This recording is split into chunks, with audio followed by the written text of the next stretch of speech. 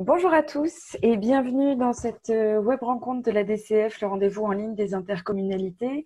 Comme vous le savez, ADCF, Intercommunalité de France, vous propose depuis la mi-avril maintenant des web rencontres pour gérer la crise, préparer la reprise. Aujourd'hui, il s'agira bien sûr de préparer la reprise, en tout cas celle que vous vivez déjà dans vos territoires. Aujourd'hui, nous allons parler avec Simon Moreau et Raphaël Meyer qui sont le pôle juridique de la DCF, du fonctionnement des intercommunalités dans la crise sanitaire et plus précisément de la gouvernance institutionnelle dans les prochaines semaines. Pour rappel ou précision pour ceux qui auraient pu y échapper, cette webconférence a déjà eu lieu le 18 mai. La présentation que vous présentera Simon Moreau est sensiblement différente, mais on est quand même sur les mêmes grands principes, on va dire. L'idée, c'est de pouvoir échanger à nouveau, d'avoir des nouvelles questions qui se sont peut-être présentées à vous depuis et qu'on puisse répondre aux questions auxquelles nous n'avions pas pu répondre alors. Quelques précisions, encore une fois, je m'excuse de radoter pour… Ah, ce n'est pas ça, pardon. Je m'excuse de radoter pour celles qui les connaissent sur la façon dont se déroule cette web rencontre.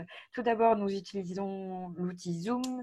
Je vous rassure quant à la sécurité que nous avons pu mettre en place. Le fait que vous vous inscriviez ne devrait pas nous poser de problème ensuite d'intervention non voulue dans cette web rencontre.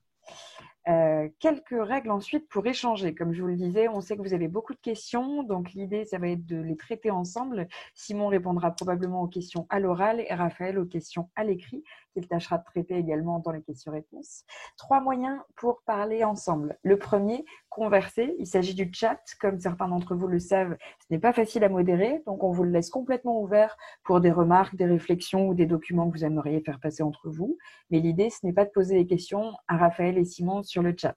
Par contre, pour poser des questions, la première solution, c'est de lever la main. Tout bêtement, on laissera beaucoup de temps aux échanges, donc n'hésitez pas à lever la main au milieu de votre écran. Moi, je vous dis que je vous ouvre la parole, j'ouvre votre micro et vous pouvez la poser à l'oral. Enfin, les questions-réponses. Ici, vous pouvez poser des questions aux intervenants, mais vous pouvez aussi voter pour une question qui ressemble à la vôtre. Il y aura beaucoup de questions, on le sait bien. Les questions qui auront le plus de votes arriveront en haut du tableau. On aura donc plus de chances d'y répondre plutôt que des questions qui se ressemblent mais qui seraient non votées et donc en bas du tableau. On regroupera donc questions écrites et questions orales, vous l'avez compris. Voilà. Dernier appel, cette web rencontre sera disponible probablement dès demain sur le site de la DCF en replay et nous vous enverrons le support et le lien vers le replay probablement en début de semaine prochaine après la Pentecôte. Voilà, sans plus tarder, je me tourne vers Simon Moreau, responsable des affaires institutionnelles et juridiques de la DCF et Raphaël Meyer, conseiller juridique. Je vous laisse prendre la main, messieurs. Oui, merci Cécile et bonjour à toutes et toutes. Alors ravi de vous retrouver. Alors je dis ravi même si on ne vous voit pas. En revanche, on a quand même la liste des participants et en regardant rapidement, on a vu, je vois que Raphaël opine également, beaucoup de noms que nous connaissons à force d'échanger avec vous. Donc très content de vous avoir cet après-midi, même dans ce format dématérialisé, un peu différent de ce qu'on peut avoir habituellement lors des rencontres régionales. Donc, comme Cécile le disait, c'est vraiment cet après-midi, on refait un peu ce qu'on a fait il y a une semaine, avec quelques ajustements parce que quelques dates ont été précisées, mais ce sera très très similaire pour qu'il n'y ait pas de mauvaise surprise pour ceux qui sont inscrits. Et je remercie vivement Raphaël Meyer donc de s'occuper de la partie de questions-réponses. Le partage des rôles permettra à ce qu'on réponde cet après-midi à un maximum de vos questions en matière de gouvernance, de fonctionnement institutionnel de nos intercommunalités. Alors, sans tarder maintenant, je vous propose cette petite présentation initiale qui est donc très similaire à celle que j'ai présentée la semaine dernière, dans l'idée qu'on puisse parler des mêmes choses, avoir les éléments de base pour ensuite approfondir vos cas de figure. Et donc, de façon un peu classique, je vais aborder 3 points. D'abord, on va parler de mandat communautaire, voir qui est en poste, qui est en fonction. On va ensuite aborder la question, en deuxième temps, des pouvoirs du président. Et puis, troisième point pour finir cette présentation, dans une demi-heure, on va dire, on tient dans une demi-heure, les questions de réunion du conseil et du bureau durant cette période d'état d'urgence sanitaire. Donc, je commence par les mandats, avec des choses qui sont maintenant même derrière nous, à savoir que les conseillers municipaux et communautaires qui ont été élus dès le premier tour sont entrés en fonction le 18 mai dernier, donc la semaine dernière. lundi 18. Et ça a permis que les conseils municipaux qui ont été entièrement renouvelés dès le premier tour puissent s'installer. Et donc, ça a eu lieu depuis le 23 mai. Et je regarde ma montre, c'est jusqu'à ce soir qu'il est possible, donc, qu'il est demandé, d'installer les conseils municipaux en question avec l'élection du maire et des adjoints. Sachant que, bien sûr, cette étape est nécessaire dans vos communes de moins de 1000 habitants pour que vous connaissiez les conseillers communautaires qui en sont issus, selon l'ordre du tableau établi lors de l'élection du maire et des adjoints. Donc j'avance. L'autre situation, c'est celle où dans l'intercommunalité, je continue sur la situation que je mentionnais, à savoir toutes les communes ont été réglées dès le premier tour. Donc que se passe-t-il pour l'intercommunalité? Eh bien, l'intercommunalité en question, elle a jusqu'au 8 juin inclus pour s'installer. Et donc s'installer, c'est ce que vous connaissez classiquement après un renouvellement général, à savoir qu'il est question d'élire le nouveau bureau dans les conditions habituelles, là où le président, les vice-présidents et d'éventuels autres membres, après définition de la composition du bureau, et puis qu'il soit donné lecture de la charte de l'élu local. Je prends le deuxième cas de figure maintenant, qui est celui qui concerne le plus grand nombre d'intercommunalités en France. C'est dès lors qu'au moins l'une de vos communes membres attend le second tour. Alors là, c'est une situation qui est maintenant, dans ces intercommunalités, celle de ce qu'on appelle dans le langage courant d'un conseil mixte ou hybride transitoire. Cette situation, elle est en place depuis le 18 mai, depuis que les conseillers communautaires qui ont été élus dès le premier tour sont entrés en fonction.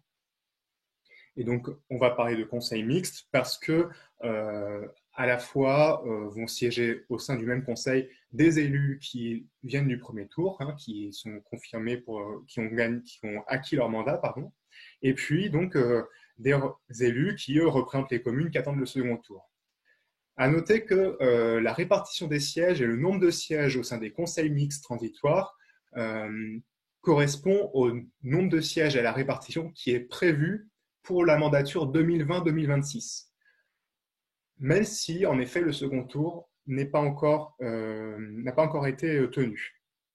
Ça veut donc dire qu'il va y avoir des ajustements pour ce qui concerne les représentants des communes qui attendent le second tour, étant donné que, donc, que le nombre de sièges peut varier selon la situation qui est la vôtre. Donc là, il faut bien sûr reprendre l'arrêté préfectoral qui détermine le nombre de sièges, selon qu'il y a eu accord local ou non.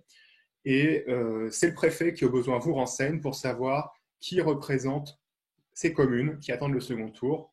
Il y a des ajustements un peu compliqués selon les situations sur lesquelles, si vous voulez, on peut en revenir, mais c'est vraiment au préfet de vous dire ceci. Je précise bien cela, ça veut donc dire qu'à contrario, vos communes membres concernées, donc celles qui attendent le second tour et qui auraient qui connaîtraient une variation de leur nombre de conseillers communautaires pour cette période transitoire, à aucun moment, il ne leur demandait de délibérer. Elle ne désigne pas les conseillers communautaires.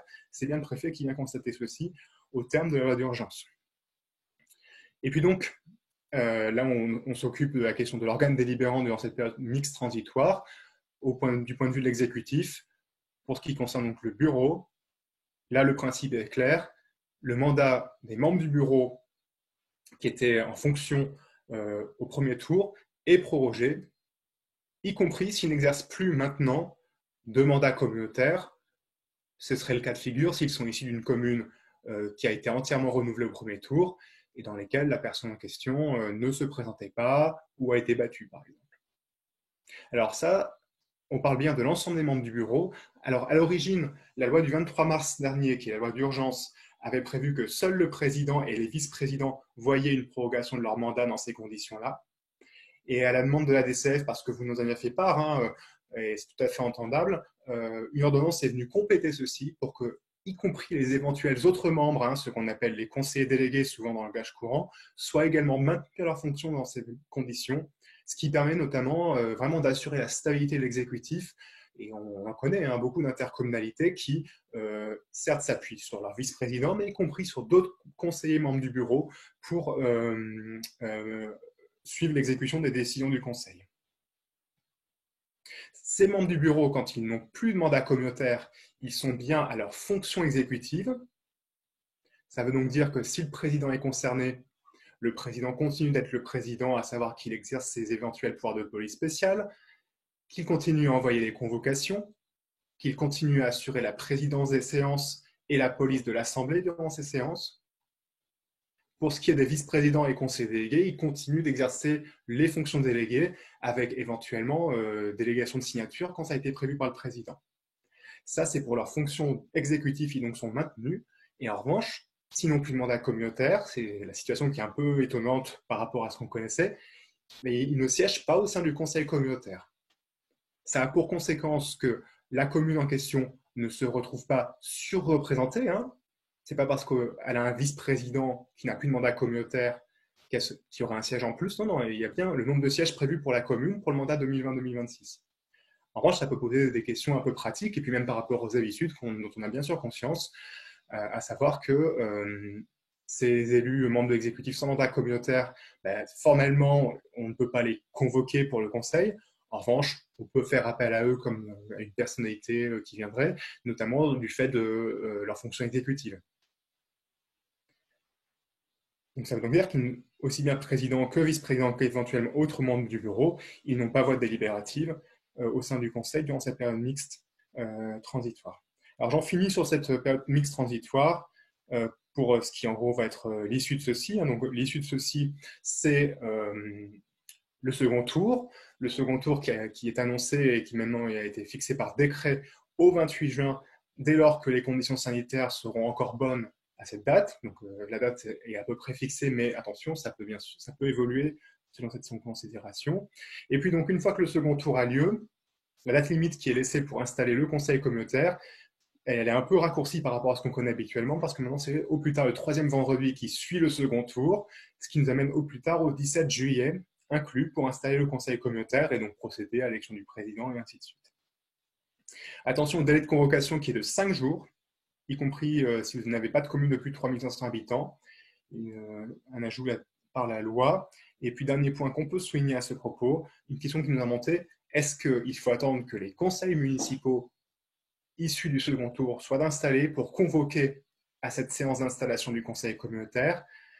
Eh bien, pour les communes de plus de 1000 habitants, il n'en est pas besoin parce que les conseils communautaires sont élus au suffrage universel direct.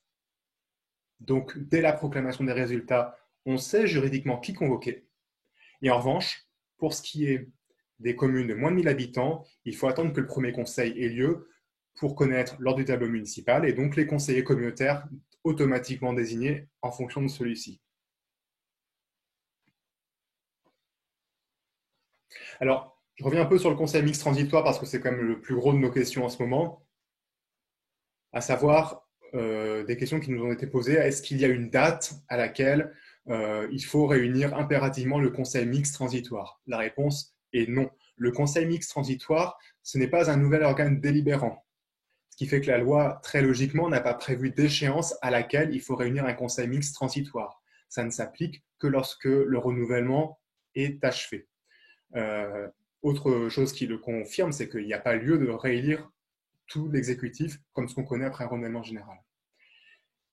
Et puis donc pour ces convocations en réunion du conseil mixte transitoire, et on va voir dans quelles conditions elles peuvent se dérouler d'un point de vue pratique, bien faire attention à ce que je soulignais, à savoir qu'il y a des situations dans lesquelles il va falloir un peu regarder qui est encore en fonction.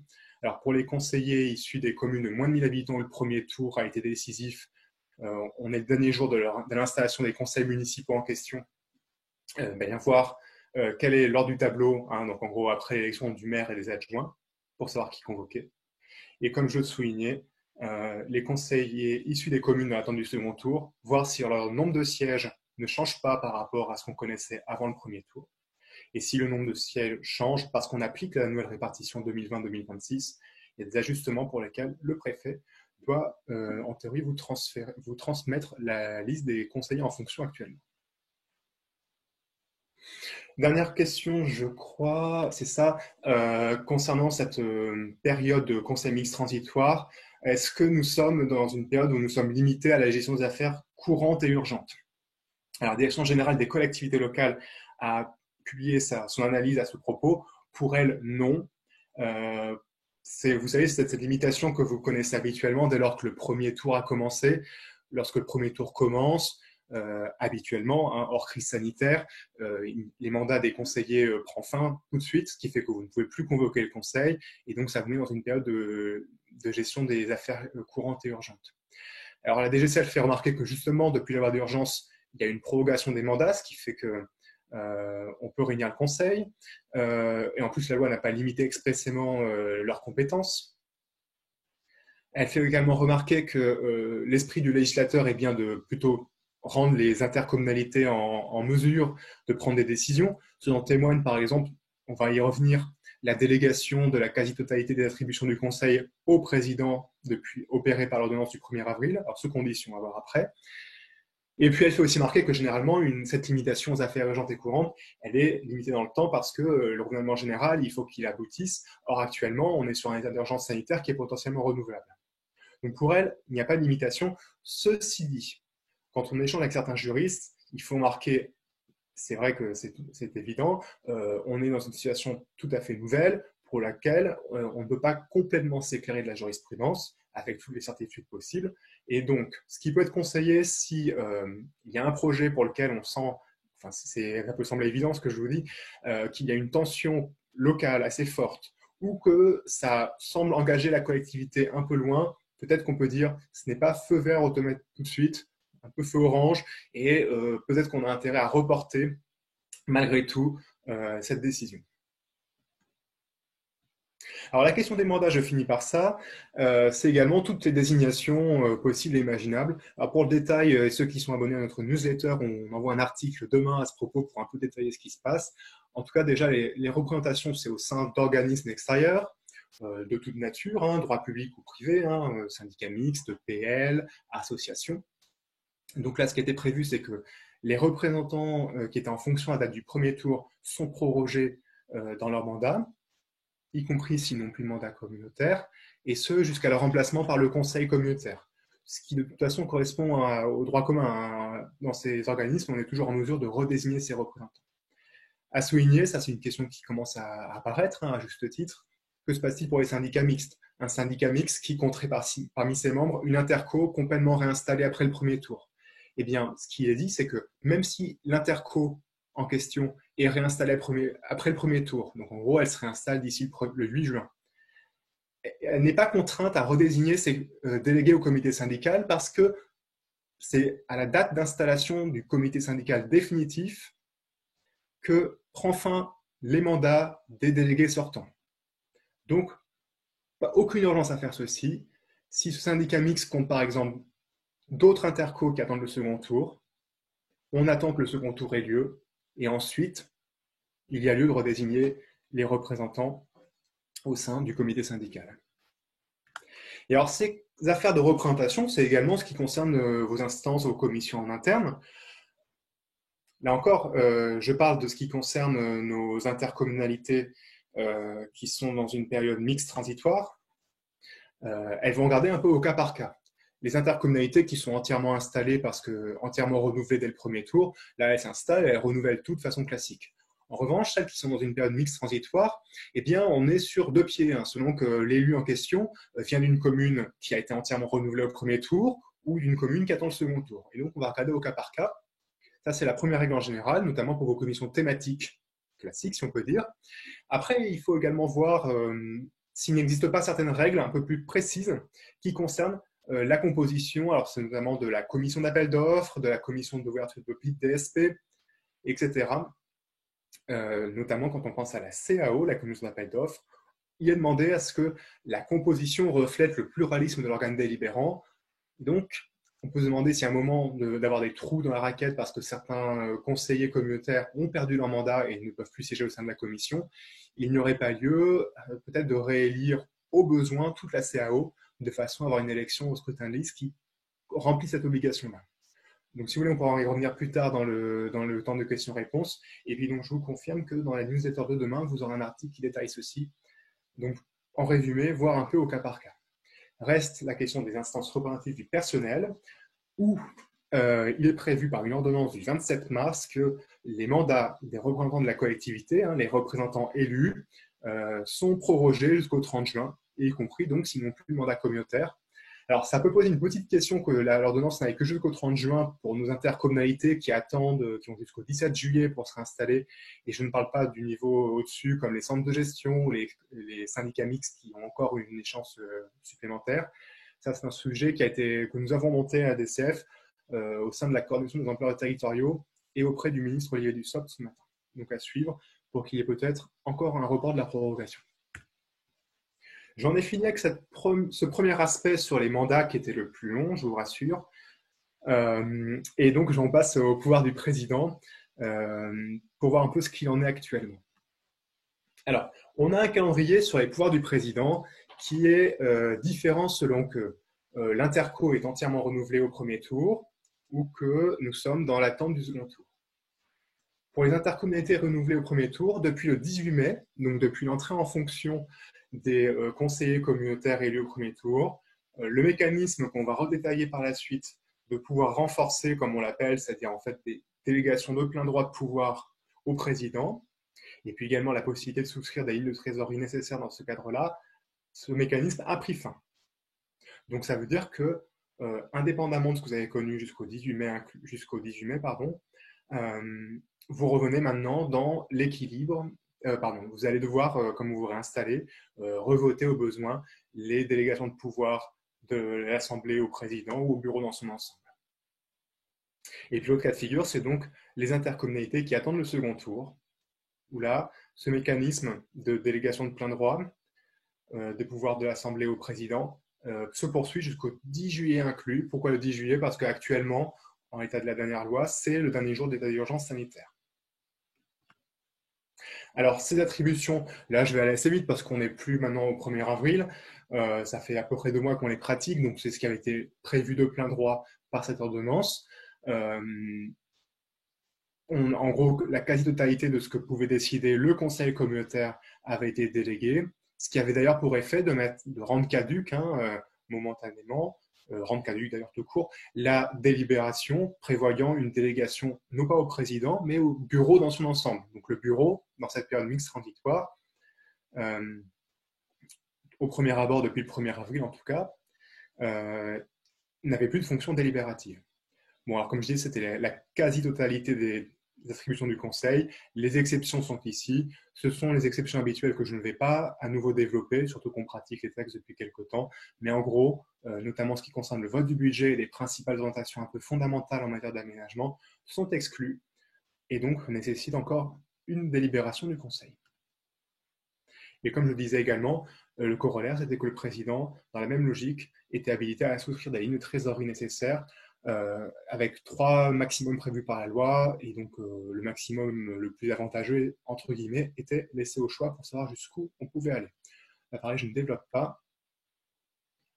Ce qu'il faut voir également, ça que vous connaissez par cœur, c'est que l'ordonnance avait rappelé qu'il était possible de subdéléguer pour le président ses tâches, ses pouvoirs attribués par l'ordonnance à des élus au cadre de la collectivité.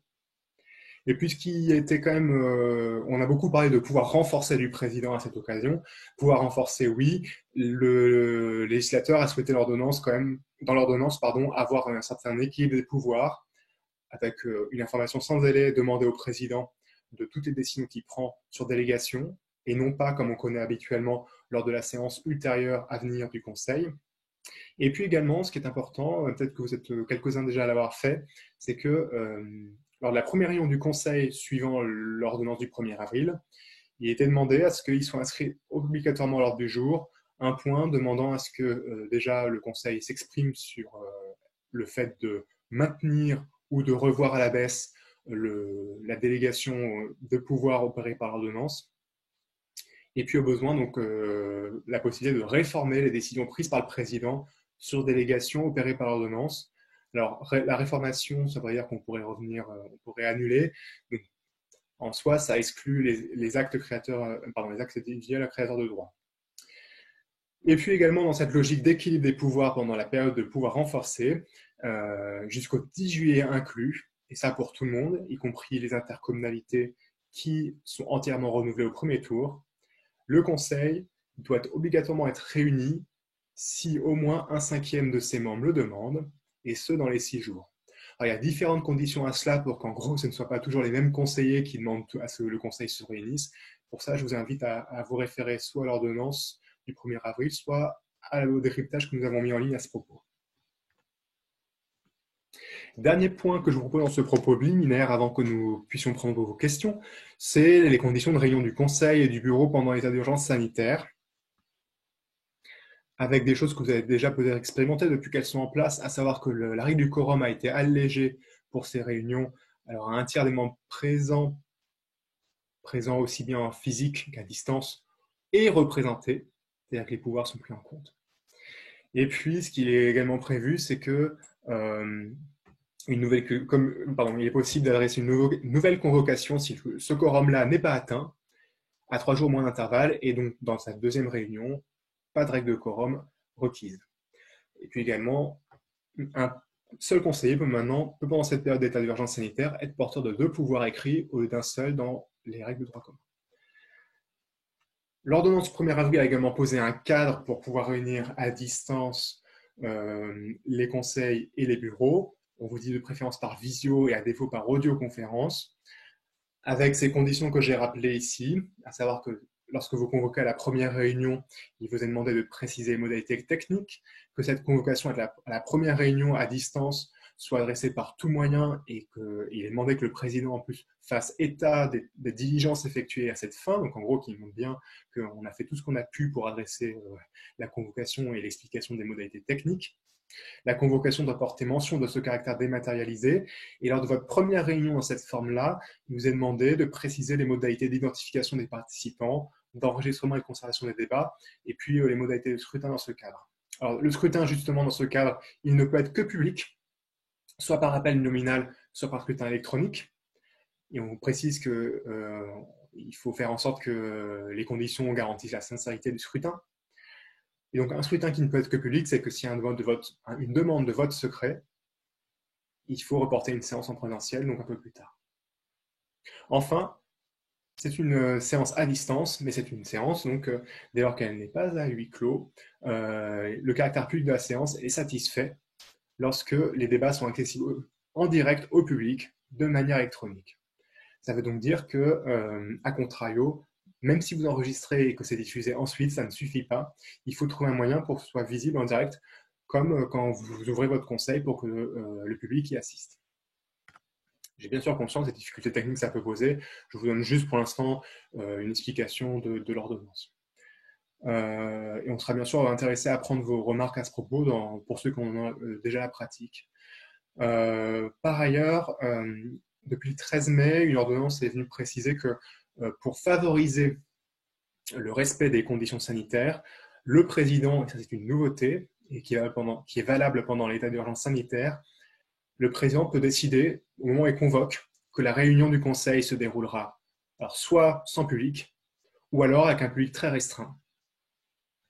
Et encore une fois, il faut assurer le caractère public de la réunion avec un dispositif similaire à ce que j'ai vu juste avant, ce que j'ai détaillé juste avant. C'est, à notre sens, ce qui permet d'avoir une réunion dans les meilleures conditions possibles, y compris pendant l'état d'urgence sanitaire, où malgré tout, en règle générale, veux-je dire, les réunions sont limitées pour l'instant à 10 personnes. En revanche, aucun changement sur les règles qui encadrent le huis clos. Donc, on reste dans ce qu'on connaît, c'est quelque chose qui est voté en début de séance. Le président ne peut pas envoyer une convocation tout de suite en disant que c'est une séance à huis clos. Voici ce que je vous proposais. Cécile, on peut peut-être passer maintenant à une période de questions si vous souhaitez. Oui, tout à fait. Alors, comme je vous le disais tout à l'heure, on alterne questions écrites que gère Raphaël et qu'il posera à Simon, et puis questions orales. Alors, comme j'ai la vision du nombre de questions écrites, je vais vous proposer qu'on commence par les questions orales le temps que Raphaël encaisse un petit peu les questions écrites. Je vois 2 mains levées qui sont celles de Sophie Meslin et Denis Durand. Je le dis parce que parfois, il y a des petits oublis de mains laissés levés. Donc, Madame Meslin, si ce n'est pas un oubli, je vais vous permettre de parler en vous ouvrant le micro. Alors, on devrait vous entendre dans une minute avant de donner la parole à Monsieur Durand ensuite.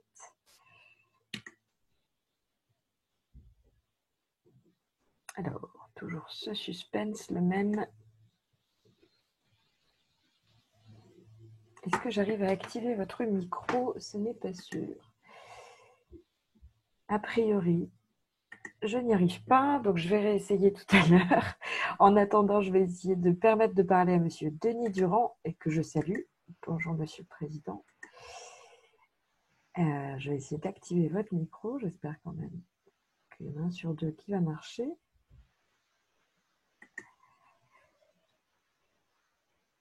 Alors, est-ce que votre micro est ouvert? Alors, voilà. Oui, Monsieur Durand, on vous entend. Oui, je voulais savoir sur la période de transition, est-ce qu'on peut voter le budget? Est-ce qu'on peut faire le débat d'orientation budgétaire pendant cette période? Parce que moi, je n'avais pas voté le budget avant le renouvellement. Voilà, c'est la première question. Et puis la deuxième question, oui, d'abord cette première question-là, parce que la deuxième, elle est suivant la réponse qu'on va me donner. Voilà. D'accord. Commençons par la réponse alors. Bonjour Monsieur Durand. Alors, le conseil transitoire, on a créé un cadre juridique, je dis c'est le législateur, qui lui permet de se réunir pour pouvoir prendre des délibérations. Donc déjà, ça permet en soi d'envisager les choses. Ce que certains font remarquer, c'est que malgré tout, on est dans une période de renouvellement général. La période électorale a commencé le 15 mars et elle n'est pas achevée, ce qui peut amener à se demander si c'est le bon moment, entre guillemets, pour prendre une décision aussi importante pour la collectivité. Alors, à ça, on peut répondre déjà ce que j'ai indiqué en première partie, que le Conseil il est en mesure de se réunir. Et puis, deuxième chose, ce sont les échéances qui sont laissées pour adopter d'une part le budget, mais aussi délibérer sur les taux. Nous avons deux dates différentes. Les taux de fiscalité, la date est fixée au 3 juillet, ce qui est très court, juste après le 28 juin. Alors que le budget, la date a été repoussée au 31 juillet. Alors, pourquoi cette différence? Différence d'ailleurs que nous avons soulignée à votre demande. Vous êtes plusieurs adhérents nous avons fait remarquer que 3 juillet pour adopter les taux, c'était un peu court. La Direction générale des finances publiques a répondu à ceci que pour des raisons d'organisation interne, elle ne peut pas matériellement aller au-delà du 3 juillet. Sinon, elle ne pourra pas mettre en marche ce qui doit être mis en marche par la suite. Donc, par rapport à votre question, ça veut dire quoi? Ça veut dire que malgré tout, avec un renouvellement général, avec un second tour qui est prévu pour le 28 juin, une date limite qui est laissée au 17 juillet pour installer le conseil communautaire, on voit que déjà le 3 juillet est passé et que même le 31 juillet est un peu tardif. Ça peut justifier, à notre sens, alors avec toutes les précautions, on est tous en train de savoir comment se situer là-dessus, mais ça peut justifier que, en effet, dès maintenant, le conseil communautaire aille sur un DOB, puis un vote du budget, qui est très lié au vote des taux par définition. Bon, certains pourront rétorquer à ceci que, vu le contexte chez eux, par exemple, ils n'ont pas envie, ou même ça peut ne pas être le souhait de l'équipe sortante d'adopter le budget dans ces conditions. Alors dans ce cas-là, je ne parle que du budget cette fois-ci. Ça veut dire qu'il doit s'installer assez tôt dans le respect de l'échéance du 17 juillet. Et nous, ce que nous conseillons à ce moment-là, c'est que ça ne puisse pas être à la première séance qui vote le budget. Il est besoin de convoquer une séance ultérieure qui suit la séance d'installation. Pourquoi? Parce que on voit mal comment un président sortant après le second tour puisse convoquer pour autre chose que l'installation des successeurs et l'élection de l'exécutif.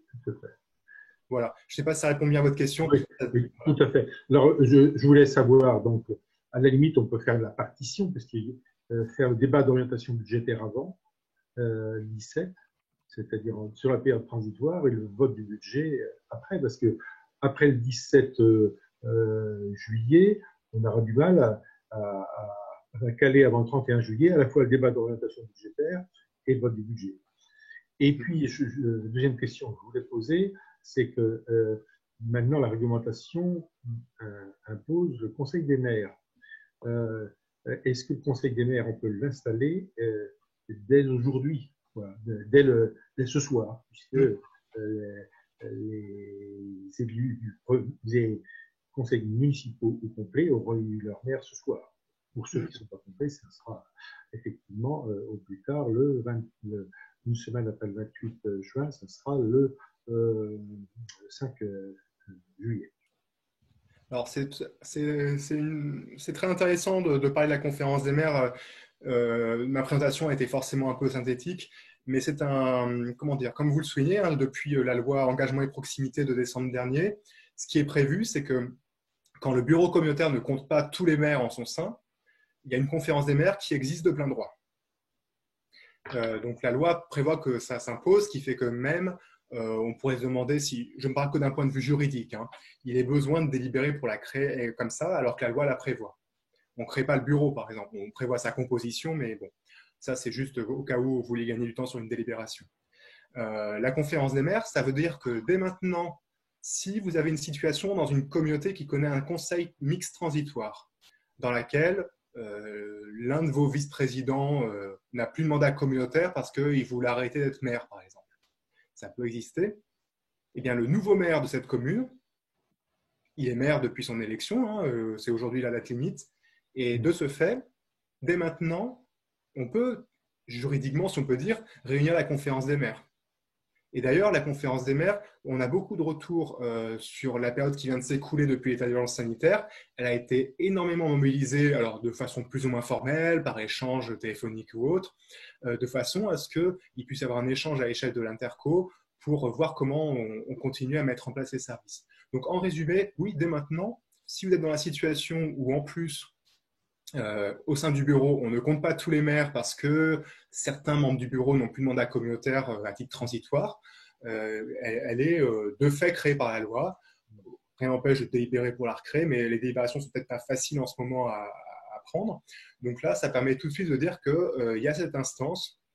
Et puis, on peut toujours rappeler pour ceux qui ont recours à cette conférence des maires en plus du bureau, alors que le bureau comporte déjà tous les maires, que bien sûr, hein, il est toujours possible d'avoir cette conférence des maires. Je parle du point de vue juridique. Oui, c'est-à-dire que moi, j'avais un bureau avec un représentant par commune qui n'était pas forcément un maire.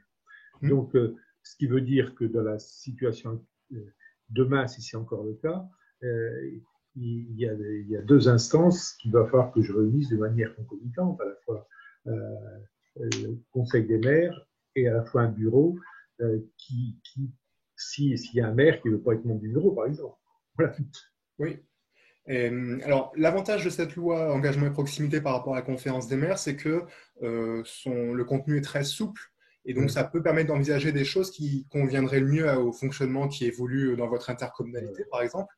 Rien n'interdirait, je repense au texte, non, rien n'interdirait que, par exemple, un bureau qui ne comporte pas tous les maires pour une raison liée au nombre de vice-présidences, par exemple, et une fonction, une composition un peu de bureau ouvert, et que de ce fait, il soit à conférence des maires. Mais parfois, d'autres préfèrent qu'il y ait une conférence des maires qui soit vraiment réunie de façon distincte. On donne un rôle au bureau très délibératif et la fonction de la conférence des maires est plus à discuter d'orientation stratégique et de réunir les maires ès-qualité. Donc, les différents scénarios sont envisageables. Merci. Merci beaucoup, Monsieur Durand. Je crois qu'on a une intervention écrite, Raphaël me dit, dans la continuité de votre intervention. Oui, ça continue un peu ce à quoi a partiellement répondu Simon. Une question de Mme Dubost qui demande peut-on fusionner le bureau et la conférence des maires? Alors bonjour Mme Dubost, et oui, c'est vrai que j'abordais cet aspect à la fin de l'échange avec M. Durand. La conférence des maires, on prévoit qu'elle est obligatoire dès lors que tous les maires ne sont pas au bureau, ça a été voulu. Pour que ce qui était quand même déjà très répandu la pratique ait une place dans la loi. Et ça se comprend parce qu'on est sur un fonctionnement intercommunal, c'est dans le mot, et donc les maires ont leur place dans le fonctionnement de l'interco. Ensuite, par rapport à ça, la rédaction de la loi est heureusement d'ailleurs souple. On reconnaît encore plus, si j'allais dire, le rôle du maire dans l'intercommunalité et naturellement. Après, si on a un fonctionnement qui s'y rattache. Mais pour échanger avec d'autres intercommunalités, certains disaient, dans ce cas-là, nous, ce qu'on va faire, c'est qu'on va prévoir au sein du bureau d'autres postes pour pouvoir mettre les maires. Mais ça suppose que les maires soient tous conseillers communautaires. Il y a des cas de figure où ils ne le sont pas, et c'est là où cette conférence des maires, eh bien, c'est la solution qui était retenue déjà par un grand nombre de territoires. Hein. On a fait une enquête il y a un an. En gros, si on prenait à la fois le bureau et les conférences des maires, on avait 80% de nos 400 répondants qui réunissaient déjà tous les maires d'une façon ou d'une autre, et parfois les deux cumulés. Voilà. Très bien, merci. Pardon, Raphaël, tu voulais, vas-y. Pardon. Il y a deux autres questions qui se recoupent un petit peu. Quand est-ce que le délai de convocation pour l'installation du conseil communautaire, le délai de 5 jours francs est-il maintenu ou la période d'état d'urgence sanitaire l'a-t-il réduit? Oui, non, l'état d'urgence ne change rien à ça. Hein. C'est ce qui me semble aussi, Raphaël. Hein. Oui, C'est ça, oui, tout à fait. il n'y a aucun changement sur le délai de convocation lié à l'état d'urgence sanitaire. Une dernière question écrite, Raphaël, ou on repasse à l'oral, comme tu préfères. On peut passer à l'oral, j'ai des mains levées, oui, notamment Anthony Basselet qui lève la main depuis un moment. Monsieur Basselet, je devrais activer votre micro, on devrait vous entendre. Oui, bonjour à tous. Bonjour. J'ai posé la question par écrit, mais j'ai vu des réponses contradictoires, notamment si l'installation du bureau intervient après le 10 juillet, est-ce que la règle du quorum réduit au tiers et les 2 pouvoirs par conseiller vont perdurer jusqu'au 17 juillet pour une question d'équité entre les différentes communautés de communes de France? Parce que dans l'ordonnance, on ne sait pas si ça s'applique que pendant l'état d'urgence sanitaire ou est-ce que ça va perdurer un peu après. Si je peux me permettre, je viens de vérifier dans l'ordonnance. D'accord. L'article 6 est toujours applicable, donc notamment relatif au quorum et au pouvoir. Il n'y a pas de date limite qui viendrait de date butoir au 10 juillet. Donc, même s'il y a un conseil communautaire le 17, ce quorum réduit est toujours applicable. C'est bien l'article 6, c'est pas l'article 2 de l'ordonnance? Alors, je revérifie. Attendez, je vais du coup... j'avais un doute. L'écran pour que vous ne puissiez pas voir tout ce que je fais. A priori, on ne devrait pas. Ah non, c'est affreux, il n'y a que des pages de Légifrance.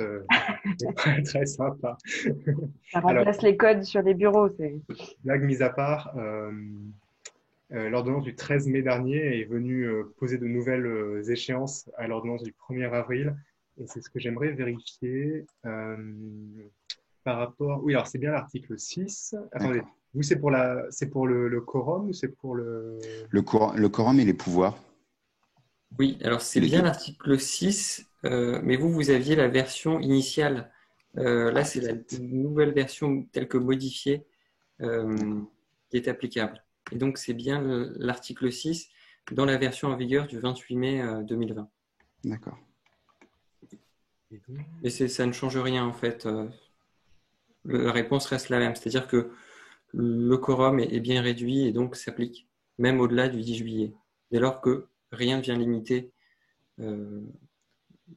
la date, son application. Tout à fait. Hein. La dernière ordonnance du 13 mai n'a pas modifié la portée temporelle de cet article de l'ordonnance du 1er avril. Voilà. Voilà, merci beaucoup. Donc après le 17, c'est bon. Le 17, jusqu'au 17, c'est bon. Sous réserve qu'ensuite le cadre juridique ne peut pas modifier parce qu'on pressent. Hein. Mais pour l'instant, on ne sait pas plus. Tout dépend de si on a une nouvelle loi d'état d'urgence. Et puis également, l'habilitation à légiférer par ordonnance court toujours.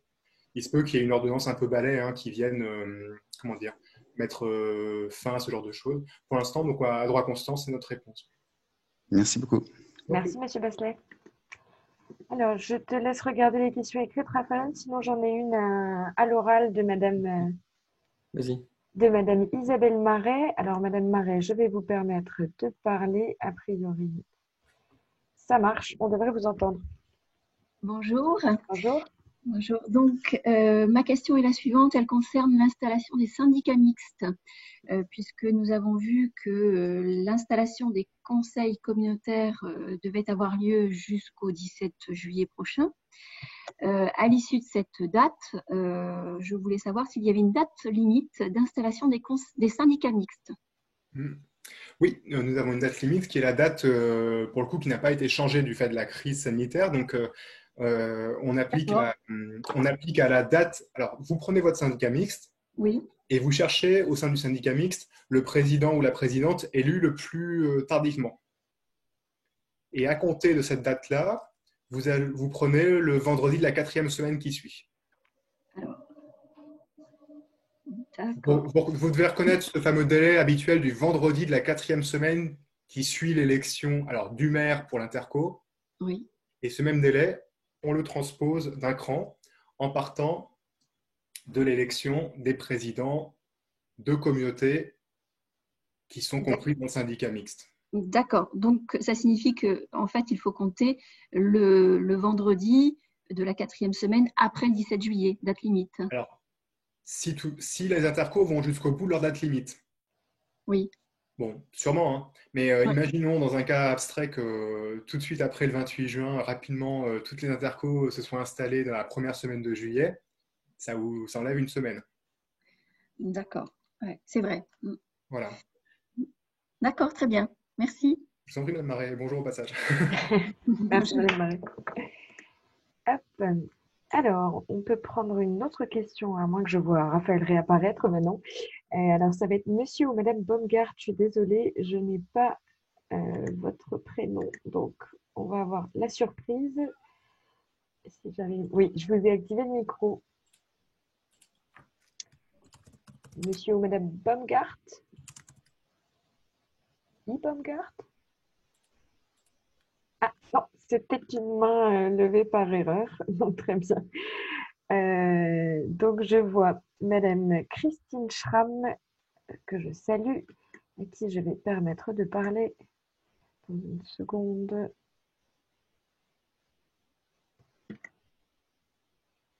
Voilà, Madame Schramm, on devrait vous entendre. Bonjour à tous. Bonjour. Merci d'organiser ces rencontres et de nous aider. Donc moi j'ai une question un petit peu en marge. C'est dans la loi engagement et proximité, on a prévu donc l'obligation d'un débat par le conseil communautaire sur la gouvernance et l'obligation d'un débat et une délibération sur les modalités d'association de la population à la conception et à la mise en œuvre de l'évaluation des politiques de l'établissement public.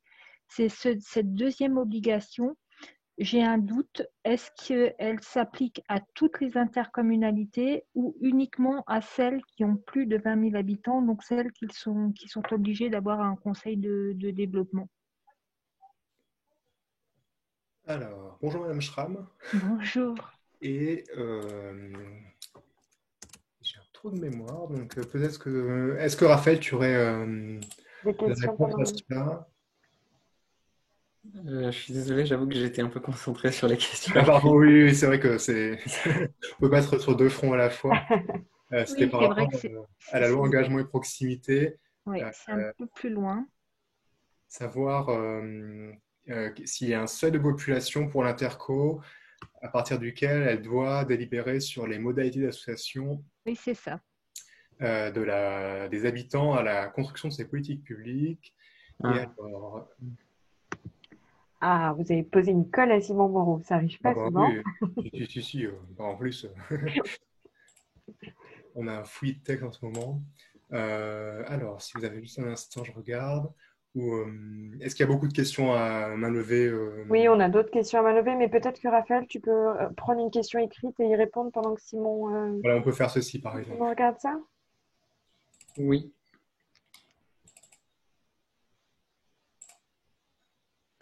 Alors, en fait, une question de Madame Profi qui demande, une fois le second tour passé, peut-on convoquer notre première séance d'installation dans les 3 jours francs au lieu des 5 jours francs de droit commun? Et si oui, peut-on présenter d'autres délibérations que celles classiques dans les 3 jours francs? Alors, en réalité, la loi NOTRe a modifié l'article L5211-1 du CGCT qui faisait une distinction entre les EPCI comprenant des communes de plus de 3500 ou non, avec des délits différenciés, soit 3 jours francs, soit 5 jours francs. Aujourd'hui, à partir du 1er mars, le délai est de 5 jours francs pour tous toutes les intercommunalités. Donc, il n'y a plus de questions à se poser. Donc, il n'est pas possible de convoquer la première séance d'installation dans les 3 jours francs au lieu des 5 jours francs. Ça, c'est la première réponse. Concernant la deuxième, peut-on présenter d'autres délibérations que celles classiques, donc dans les 5 jours francs? Il est plus prudent de prévoir lors de la séance d'installation les délibérations obligatoirement prévues à l'ordre du jour, parce que c'est le président sortant qui convoque, et sauf à ce qu'il y ait une urgence dûment justifiée en début de séance, mais bon, la jurisprudence est très stricte là-dessus, il convient de ne pas mettre d'autres points à l'ordre du jour. Alors, ce qui pourrait venir un peu atténuer ceci, c'est que l'urgence pourrait être appréciée de manière un peu plus souple par le juge, du fait que certaines délibérations n'ont pas pu être prises lors de l'état d'urgence. Mais ça, c'est à l'appréciation souveraine du juge en cas de contentieux. Le plus prudent, c'est quand même de prévoir les délibérations obligatoires et de reconvoquer derrière. Voilà. Et alors, merci Raphaël. Et Merci pour la beaucoup. question de Madame Schramm, cette obligation, c'est pour toutes les intercommunalités, hein. La question du seuil d'habitants, c'est uniquement pour le fait de se doter d'un conseil de développement, avec la Très bien. loi qui l'a porté de 20 000 à 50 000 habitants. En revanche, pour ce qui est de débattre sur ces modalités d'association de la population, c'est toutes les intercommunalités. Très bien. Merci. Merci, Madame Schramm. Alors, on a une question orale, sauf si Raphaël, tu voulais redonner. Une question pour Simon. L'ordre du jour du premier conseil doit être limité au point essentiel. Quid du débat et de la délibération concernant le pacte de gouvernance? Alors, le pacte de gouvernance, il sera compliqué de dire que nous avons une urgence à en délibérer parce que la loi a prévu une échéance qui est au terme de 6 mois de mémoire. 9 mois. 9 mois en plus. Donc ça, c'est un premier élément de réponse. Vous n'avez aucune urgence à le faire. Deuxième élément de réponse qui est moins juridique, mais plutôt dans l'intérêt de ce pacte. Comment dire? La réflexion qui a été proposée lorsque la loi engagement et proximité a été votée, c'est qu'on ait un moment de travail avec les nouvelles équipes après le renouvellement général, notamment pour les nouveaux élus qui commencent un mandat local et a fortiori un mandat communautaire, pour prendre un peu le temps quand même de savoir ce qu'on veut faire ensemble et surtout la façon dont la décision se construit. Et donc ce à quoi je veux en venir, c'est qu'il peut sembler assez éloigné de l'objet du pacte de gouvernance de se dire qu'on va l'adopter dès la première séance. C'est plutôt quelque chose qui, pour certains, demande un peu de temps, le temps qu'on se mette en place, qu'on voit les différentes commissions et qu'au besoin, et la façon de travailler, et qu'on puisse l'arrêter un moment. Donc, tout ça mis bout à bout, pardon. D'un point de vue très juridique, je ne pense pas que ce soit quelque chose qu'on puisse clairement inscrire dès le début. Parce qu'on est sur quelque chose qui emmène la collectivité un peu plus loin. Et puis deuxièmement, ce n'est pas l'intérêt de ce type d'exercice.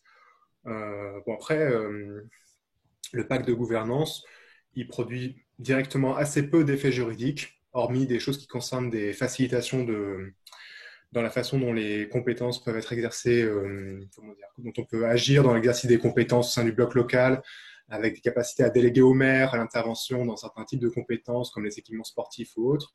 Mais hormis ces éléments-là, c'est plutôt un document politique qui a été voulu. Donc, pour l'instant, on serait plutôt à conseiller d'attendre avant d'adopter ce pacte. Et à contrario, si vous dépassez 9 mois, on est sur quelque chose qui peut tout de même être adopté. Très bien. Je peux vous dire. Merci Simon. Je propose de laisser la parole à Monsieur Montezin. François Montezin, je vais vous permettre de parler, monsieur. Ça fonctionne. Alors, c'est pas gagné.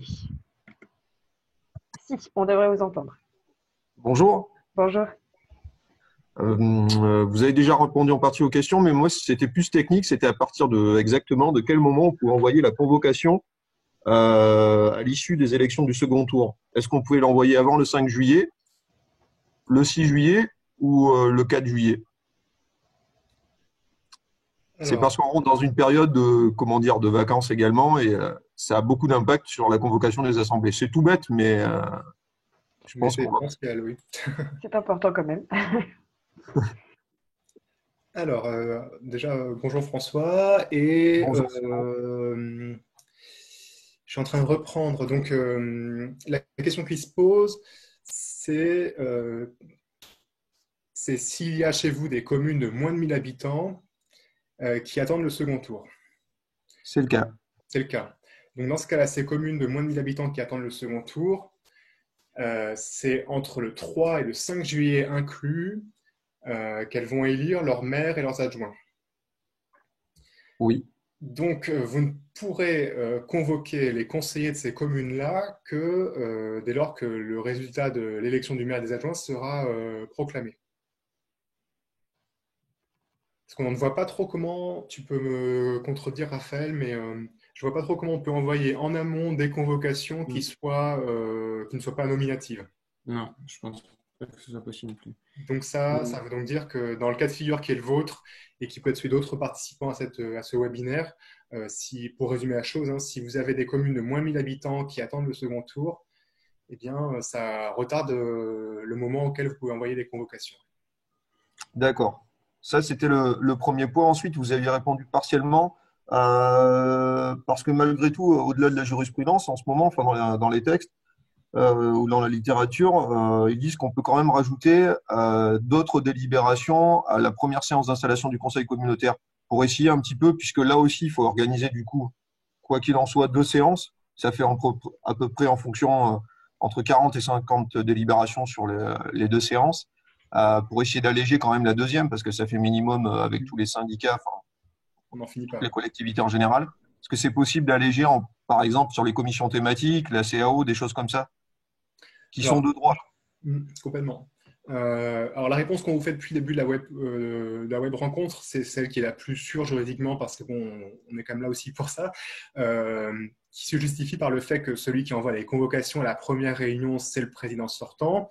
Et comme au moment où le conseil délibérera à la première réunion, il n'est plus président au titre de ce mandat-là, il y a une lecture générale qui veut dire qu'il ne peut pas convoquer pour beaucoup plus de choses que d'installation des successeurs, quoi, de l'exécutif. D'accord. Bon, ça c'est la lecture la plus sûre. Et si vous prenez la tâche de certains avocats, ils vont vous répondre ceci.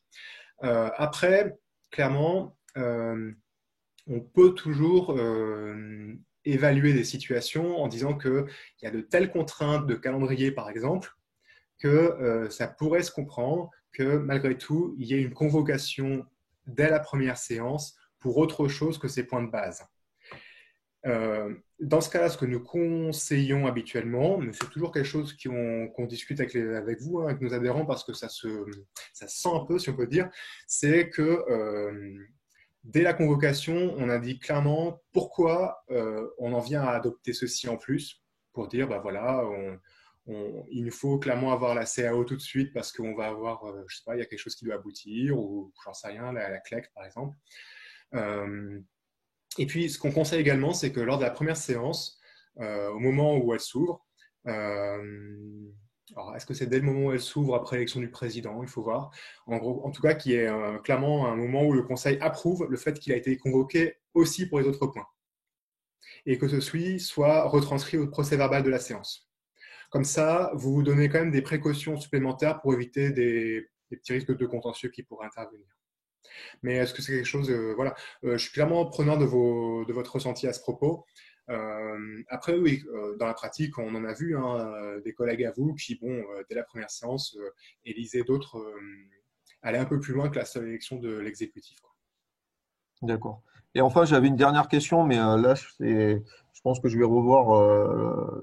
C'était selon moi, sur le pacte de gouvernance, il y a un débat, une délibération lors du 2e conseil communautaire, et c'est dans les 9 mois que les communes doivent adopter la délibération si la délibération du premier conseil a été approuvée.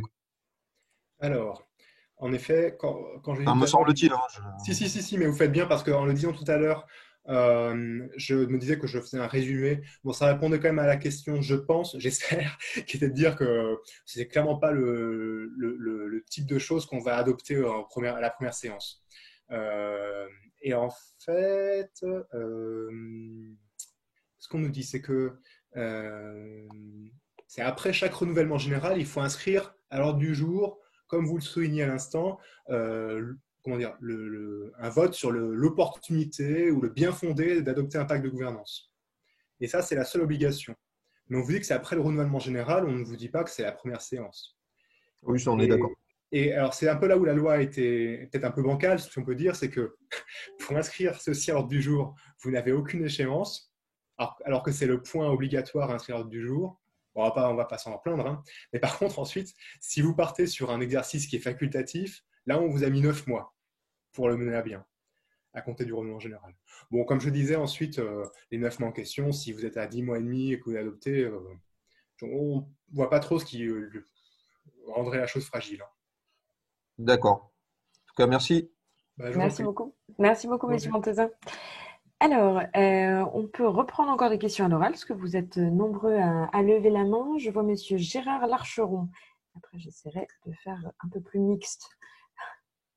Alors, monsieur Larcheron, je devrais essayer d'ouvrir votre micro. En plus, tu coupes le micro à une femme, Cécile. Je parle à la première, à Sophie. Ah oui, mais il y aura plusieurs personnes voilà, qui seront empêchées par la technique, en tout cas. Oui, bien sûr. Ça fonctionne? Oui, monsieur Larcheron, on vous entend. Bien. Bonjour. Bonjour à tous. Bien, écoutez, je voudrais un complément d'information concernant la conférence des maires. J'ai bien compris tout à l'heure qu'on avait la possibilité éventuellement de fusionner le bureau et la conférence des maires, mais j'ai cru comprendre aussi qu'il fallait que tous les maires soient conseillers communautaires. Alors, c'est bien cela? Non, il n'y a pas d'obligation, même si en effet dans la pratique, c'est pas surprenant, hein, beaucoup d'élus intercommunaux soulignent que c'est quand même très fortement souhaitable qu'ils soient tous conseillers communautaires. Mais il peut y avoir des situations, il n'y a aucune obligation à ce qu'un maire soit conseiller communautaire. D'accord, parce que dans notre cas, nous avons un maire qui est employé dans une collectivité, une commune, de la communauté de communes, donc qui ne peut pas être conseiller communautaire. Oui. Voilà, et je pensais, moi, donc, essayer de faire d'une pierre deux coups, c'est-à-dire fusionner la conférence des maires avec le bureau. Alors, il faut voir ce qu'on voulait dire par fusionner, parce que… Fusionner, c'est éviter de faire un doublon de réunions, peut-être, qui n'ont peut-être pas lieu. Hein. La réunionnite, c'est bien, mais il ne faut pas non plus que ça prenne les gens tous les 8 jours. Quoi, hein. Bon. On comprend bien, oui. Alors, si jamais vous voulez que dans le même mouvement, si on peut dire, vous ayez à la fois le bureau, la conférence des maires, peut-être ce qui peut vous permettre de décider, c'est de savoir si dans votre fonctionnement dans l'interco, le bureau il a un rôle délibératif. En gros, est-ce qu'il décide sur délégation du conseil? On va lui donner un rôle délibératif, là, oui. Bon, c'est notre intention. D'accord. Donc, dans ce cas-là, si c'est le cas de figure, au moment où le bureau est dans sa fonction délibérative, il serait très fortement conseillé qu'on fasse bien comprendre que les maires qui ne sont pas donc membres du bureau ne votent pas. Ils assistent parce que comme c'est sur délibération du conseil, le bureau peut être public. Oui, on applique les mêmes raisonnements que ce qu'on connaît quand le conseil délibère. En revanche, et puis le bureau peut toujours inviter des gens qui ne sont pas membres du bureau.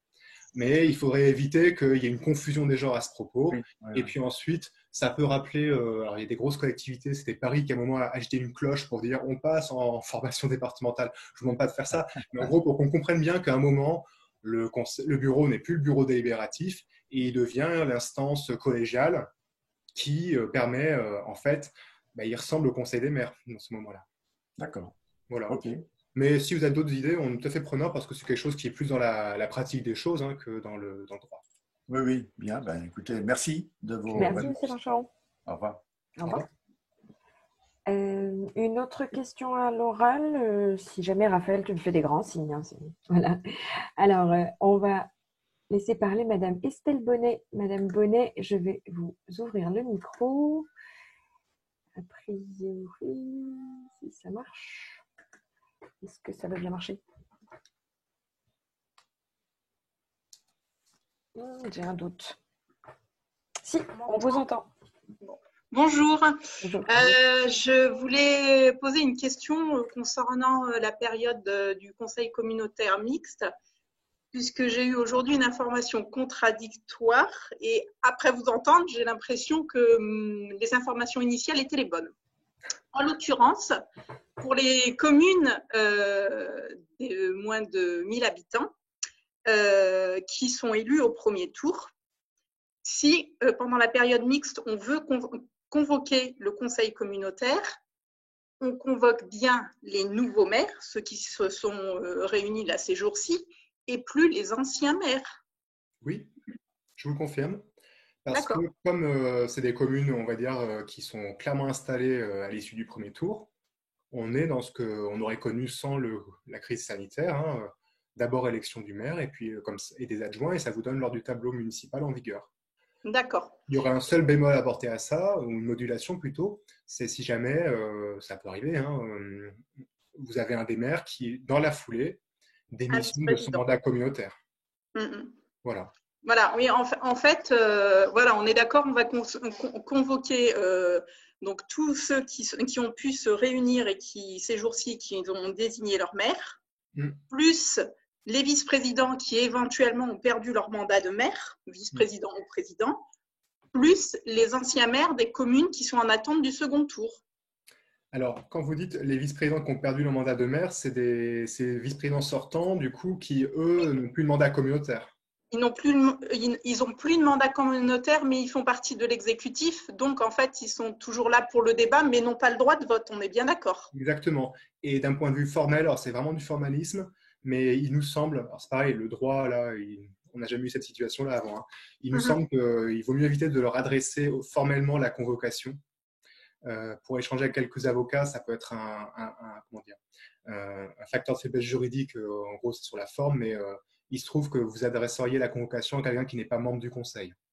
D'accord. Mais c'est vraiment sur le plan de la forme, parce qu'on comprendrait par ailleurs qu'étant membre de l'exécutif, ils soient informés de ce qui va être délibéré, vu qu'ils sont tenus ensuite, ils sont là pour exécuter les décisions. D'accord, très bien. Bon.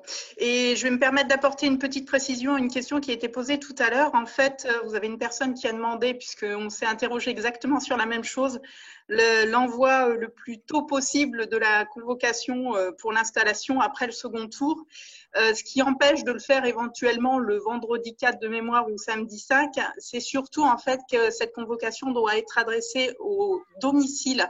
Donc, éventuellement, on pouvait mettre sur la convocation de l'adresser à madame ou monsieur le maire, mais comme il faut l'adresser au domicile, voilà, c'est ça qui empêche. C'est vraiment le fait que ça doit être adressé au domicile et non en mairie. Ben, merci beaucoup, Mme Bonnet, parce que c'est clairement ce qui fonde le caractère un peu nominatif que j'ai essayé de retrouver la dernière fois. Donc, merci. Voilà. Merci pour les réponses, en tout cas. Merci, Madame Bonnet. Raphaël, tu as une question à l'écrit? Oui, non, c'était plus en réaction à ce que disait Madame Bonnet sur l'envoi à domicile. Alors, la loi engagement et proximité a modifié cela. Aujourd'hui, c'est un envoi dématérialisé par principe. Donc, il faudrait avoir une adresse mail. Sauf contre ordre, l'envoi à domicile n'est plus possible.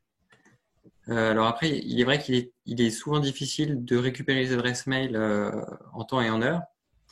Mais par principe, c'est un envoi dématérialisé. Peut-être qu'un envoi à la mairie à charge pour elle de retransmettre au conseiller pourrait suffire, mais ce n'est pas certain du tout juridiquement. D'accord, très bien, merci pour ce complément. Alors, on va prendre une autre question. Monsieur Baumgart. Si tu permets, je vais juste apporter un complément par rapport à ce que Mme Bonnet vient d'aborder, qui est un sujet que je n'ai pas développé en introduction, qui est également dans les convocations la nouvelle règle qui a été prévue par la loi engagement et proximité de décembre dernier, qui est d'adresser une copie de la convocation à tous les conseillers municipaux du territoire. C'est en application depuis fin décembre. Bon, c'est des choses qui, se mettent en place peu à peu et qui en plus sont un peu percutées par les élections actuellement. Mais l'obligation est là. Alors, ça pose beaucoup de questions très pratiques, notamment lorsque d'un coup, vous avez des nouveaux élus que vous ne connaissiez pas.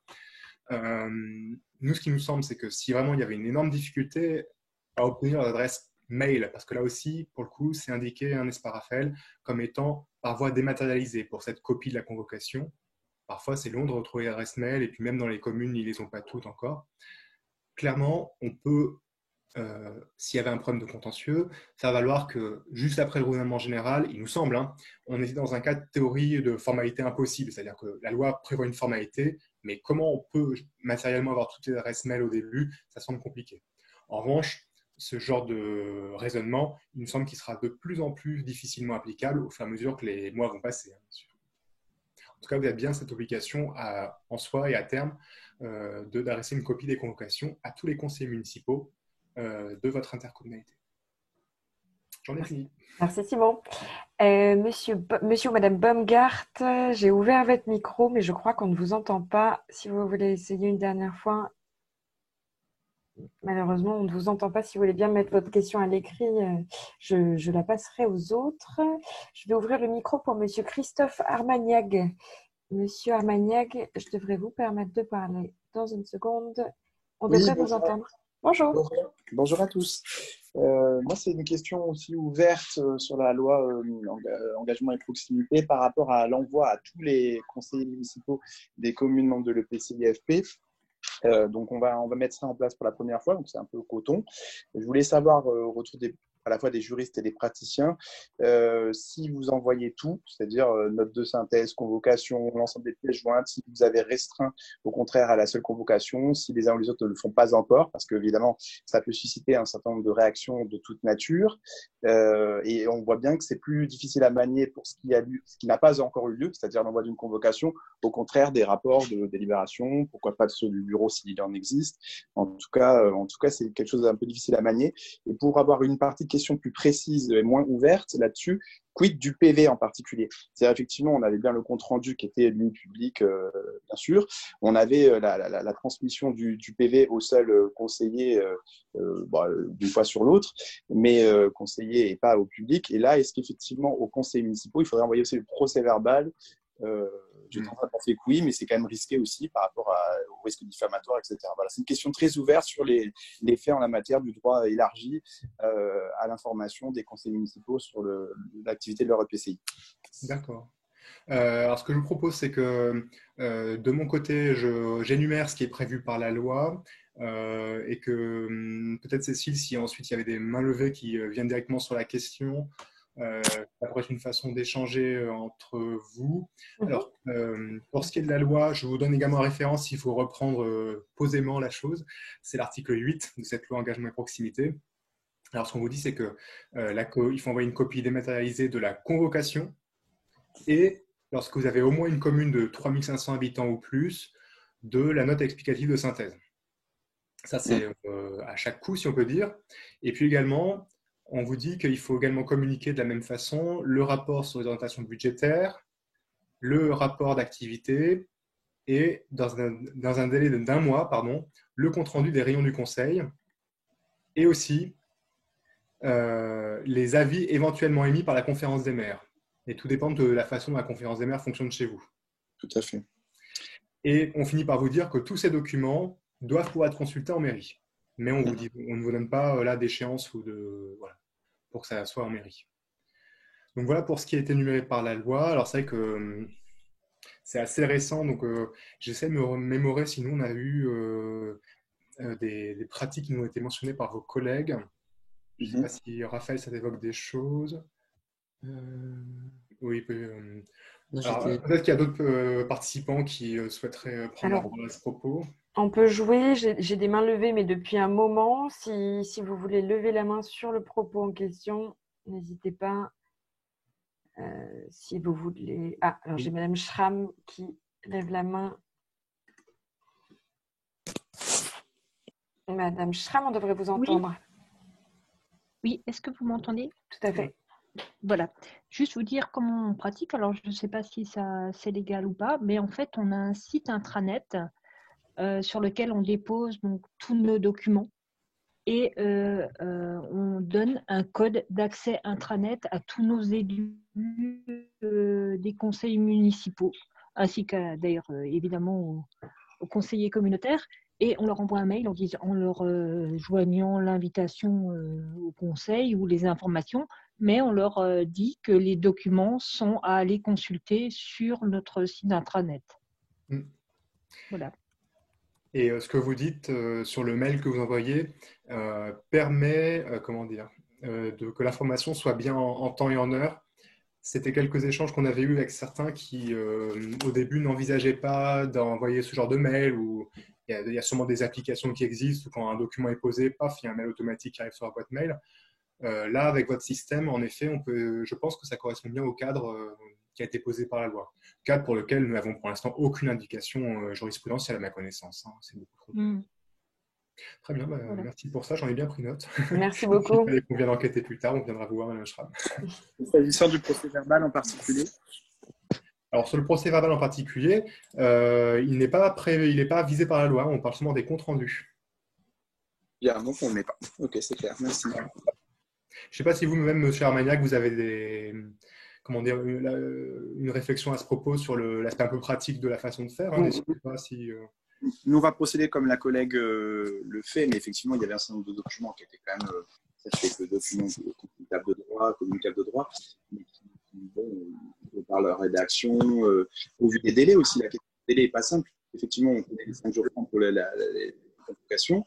On ne sait pas dire si, effectivement, il faut faire de même, c'est le même jour, finalement, on a 10 communes, ça constitue 309 conseils municipaux peuvent le recevoir concomitamment, ou si finalement va être apporté dans une circulaire ou un texte apparaître prochainement, une précision qui dirait vous n'aurez pas des jours francs, mais vous avez un jour avant la séance du conseil, parce que les praticiens le font finalement un peu en fonction de leur disponibilité ou ceux de leurs agents qui mettent ça en ligne. C'est pas simple, c'est pas encore passé. C'est plus facile pour mettre des comptes rendus en ligne, pour quelque chose de l'ordre de la convocation, qui peut multiplier évidemment toutes sortes de réactions avant la séance.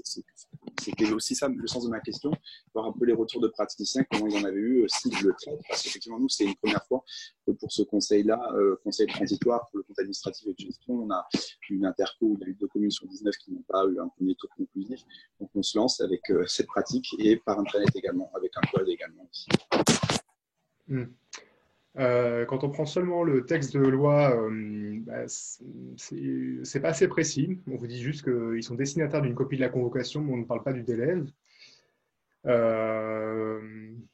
Je n'ai pas eu le temps encore d'épuiser toute la circulaire qui vient de paraître de la part de la DGCL sur les réinstallations. Il faudrait qu'on regarde ceci. Mais c'est une question intéressante oui, par rapport à ce que vous souleviez. Est-ce que vous pourriez m'indiquer de quelle communauté vous êtes, M. Armagnac, s'il vous plaît? C'est la communauté de commune Carnel Pays de France. On est c'est Luzard, c'est au nord du Val d'Oise, frontière Île-de-France. D'accord. Très bien. Je note ça et puis on va voir ce qu'il en est pour vous répondre. En tout cas, merci d'avoir soulevé cette question intéressante. Merci beaucoup. Raphaël, est-ce qu'à ce stade, tu as une question écrite? J'en ai encore pas mal. Je vois les mains levées, ne vous en faites pas. On va avoir le temps de les poser, mais à l'écrit, qu'est-ce que ça donne? Alors, il y en a une de Madame Rose qui pointe du doigt une non-concordance des délais qui est très pertinente. C'est pour un EPCI qui a des communes en attente d'un second tour, les pouvoirs renforcés du président par l'ordonnance du 1er avril s'appliquent jusqu'au 10 juillet 2020. Cela signifie que ces pouvoirs ne s'arrêtent pas à la date d'entrée en fonction des nouveaux conseillers municipaux et communautaires issus du second tour du 28 juin 2020.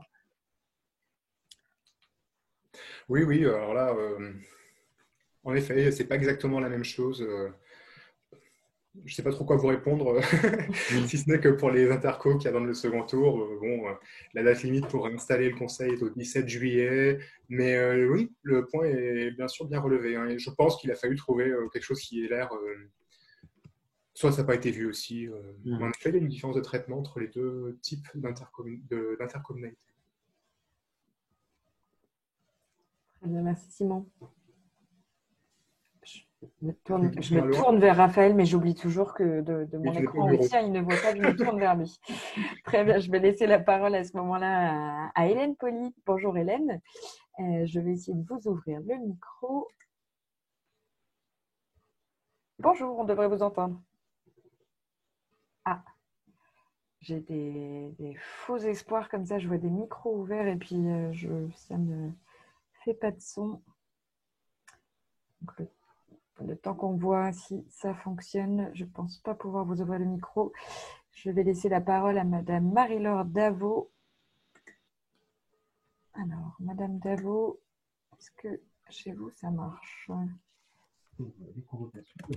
Madame Davot, on devrait vous entendre. Oui, bonjour. Bonjour. Bonjour. Je voulais savoir, les membres du bureau qui n'ont plus leur mandat d'élu communautaire, ont-ils simplement la possibilité de participer au bureau exécutif ou ont-ils encore la possibilité de délibérer? Ah oui. Alors, d'ores et déjà, pour vous répondre, il faut que, donc vous, j'imagine, oui, vous êtes dans une période de conseil mixte transitoire. Donc Oui, déjà, oui. pour vous répondre, il faudrait que le bureau ait récupéré certaines délégations. Je le précise également pour vos autres collègues qui écouteraient, hein, parce que si vous êtes toujours dans l'équilibre introduit par l'ordonnance du 1er avril sur les délégations de pouvoir, tout ce qui était délégable l'a été au président et donc le bureau n'est pas délibératif. Mais donc le conseil, à notre sens, hein, quand il délibère sur le contour des délégations attribuées au président par l'ordonnance du 1er avril, il peut en récupérer et ce faisant, à notre sens, il est fondé à en redéléguer au bureau. Oui. Donc votre question irait dans cette hypothèse-là. Oui. Alors, c'est une question qui est un peu débattue en ce moment. La lecture la plus facilitante, si on peut dire, c'est qu'ils restent membres du bureau, parce qu'ils sont toujours vice-présidents. Et Oui. on est membre du bureau parce qu'on est vice-président. Et de ce fait, ils sont en position pour délibérer au sein du bureau qui a un caractère délibératif. Ça, c'est une lecture qui semble cohérente par rapport à cet équilibre qu'on a actuellement, qui n'a jamais été vu auparavant. Certains font quand même remarquer que ça peut être un souci qu'ils ne soient plus conseillers communautaires et qu'ils prennent une décision sur une attribution du conseil. Mais à mon sens, il faudrait que ce soit peut-être jugé, hein, on verra si on a une jurisprudence là-dessus. Si on applique ce raisonnement-là, ça veut dire que dès aujourd'hui, votre président, dans le cas où il n'a plus de mandat communautaire, ne peut prendre aucune décision sur délégation. Il a décidé d'être régulé. Oui. Et donc, ça tournerait un peu en rond, cette histoire. Donc, moi, j'aurais tendance à vous dire que oui, un VP qui n'a plus de mandat communautaire, mais qui reste donc VP, si le bureau est délibératif, il peut décider dans ce cadre-là, dans ce cadre collégial. Et c'est la même chose pour les membres supplémentaires au bureau? Oui, Oui. exactement. On sera sur la même logique. On sera sur la Tout ça même parce logique. qu'ils ont été élus au sein du bureau et c'est leur fonction au sein du bureau qui est prorogée de plein droit, comme on l'a vu au début de la séance. D'accord. D'accord. Bon, ben écoutez, on vous remercie. La seule chose, c'est lorsque on a des conseillers communautaires qui nous ont stipulé leur volonté de se retirer du bureau avant même qu'ils aient été retirés du fait de l'élection municipale, si vous voulez. D'accord. On a le cas d'un vice-président qui, par exemple, s'est présenté à l'élection municipale, il a été battu et il a décidé lui-même de se retirer du conseil municipal nouvellement élu, si vous voulez. Mais il est toujours, pour nous, il est toujours vice-président de la communauté de communes. Qu'est-ce qu'on fait? On le garde, on ne le garde pas, alors qu'il s'est retiré lui-même de sa nouvelle élection. Donc, on considère qu'il était, il est toujours pour nous conseiller communautaire, même s'il a été battu aux dernières élections.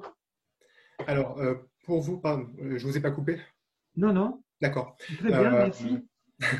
Pour vous répondre, on va distinguer sa fonction en tant que vice-président de son mandat communautaire. Oui. Pour ce qui est de sa fonction de vice-président, au premier abord, elle est maintenue indépendamment de ce qui se passe par ailleurs. D'accord. Parce que ce qui a été voté, c'est très large. On vous dit, les vice-présidents et maintenant autres membres du bureau, les membres supplémentaires qui étaient en fonction au premier tour, ce qui est son cas, sont maintenus dans leur fonction de plein droit. Alors, je vais continuer sur sa fonction de vice-président et après je reviendrai sur le mandat communautaire. Pour ce qui est de sa fonction en tant que vice-président, Après, bien sûr, si il souhaite en démissionner, c'est possible. Dans ce cas-là, on retombe dans ce qu'on connaîtrait habituellement en dehors de nos affaires d'état d'urgence sanitaire, à savoir que pour démissionner d'une fonction de vice-président, il faut le faire auprès du préfet. Et le préfet, je ne sais pas si vous avez déjà eu à expérimenter ceci, il faut qu'il accepte. Et si jamais, au bout d'un mois, il n'a pas accepté, on peut renvoyer un deuxième courrier de démission qui, lui, produit ses effets dès réception. Bon, ça, c'est pour la fonction de vice-président. Et si jamais ça arrivait chez vous, assez vite, sans que le préfet attende trop, vous auriez une vice-présidence vacante dans votre période actuelle de conseil mixte transitoire, avant le second tour. Et donc, la vice-présidence étant créée, en soi, je ne parle pas de l'opportunité politique, mais juridiquement, vous auriez le droit de procéder à une élection du vice-président ou de la vice-présidente qui viendrait occuper ce siège. Voilà. Après, ce n'est peut-être pas indiqué quelques jours avant le second tour, mais c'est juste pour vous mettre à plat l'étendue des possibles. Alors, après, je vous disais qu'on allait voir la question du mandat communautaire. Donc, cette personne est dans une commune, si j'ai bien compris, qui a été entièrement renouvelée au premier tour. Oui, exactement. Et c'est une commune de plus de 1000 habitants, je pense. Oui, bien sûr. Voilà. S'il a démissionné dès maintenant de son mandat de conseiller municipal, automatiquement, ça a mis fin à son mandat de conseiller communautaire. Et donc là, pour savoir qui occupe ce siège de conseiller communautaire, vous allez appliquer les règles prévues par le code électoral. Si vous voulez, il y a une note en ligne sur le site de la DCF qui s'appelle l'accès au mandat intercommunal. En fait, vous allez prendre la liste sur laquelle il était candidat et selon les cas de figure, chercher qui est le remplaçant dans un fonctionnement de liste, quoi. Oui, bien sûr. De toute façon, c'est une commune qui a plusieurs conseillers communautaires, bien évidemment. Bon, donc vous allez prendre quelqu'un du même sexe. D'accord. Ok. Je vous conseille de reprendre le détail s'il fallait, parce que c'est un peu, voilà, c'est différentes hypothèses, mais en tout cas, c'est bien ça. Ouais. Ok. Bah, écoutez, je vous remercie beaucoup. Est-ce que vous avez d'autres questions? On profite qu'on est en ligne avec vous. Vous avez l'air d'être en groupe. Oui, nous sommes trois là, c'est pour ça. D'accord. Est-ce que vous avez d'autres questions avant qu'on rentre l'antenne? Oui. Est-ce que le bureau est... Oui, c'est une excellente question. Donc, je me fais le porte-parole. Est-ce que le bureau, on vient de vous écouter et de vous suivre, on espère attentivement. Vous nous avez expliqué que le bureau communautaire devait être public. Or non, on ne l'a jamais fait public. Est-ce que on a bien compris ou pas? Alors, ce sur quoi je me suis fondé, c'est une lecture des services de l'État. Raphaël, peut-être que tu peux me compléter s'il le faut, mais de mémoire, c'est seulement une réponse ministérielle. Donc, en gros, pour le dire autrement, ce n'est pas un jugement. Ce n'est pas le juge qui a estimé ça, mais qui estime que quand votre bureau fonctionne sur délégation, dans ce cadre-là précis, on applique les règles prévues pour un conseil communautaire. On applique une sorte de parallélisme, ce qui par ailleurs peut se comprendre. C'est-à-dire que s'il s'agit de décider quelque chose qui est attribué au conseil, eh bien, on comprend qu'il y a à peu près les mêmes formes, y compris si c'est délégué à un organe plus restreint. Donc, en effet, il y a une lecture des services de l'État qui est à ce propos-là. En revanche, dès lors que le bureau a une autre fonction que de décider dans le champ des matières déléguées, là, c'est quelque chose qui est décidé selon le règlement intérieur de votre collectivité. Et donc, on a d'autres possibilités. Mais Raphaël, n'hésite pas à me compléter ou à me contredire si tu as vu d'autres choses. De mémoire, c'est ça l'équilibre. Oui, tout à fait. Bonjour, monsieur Meyer.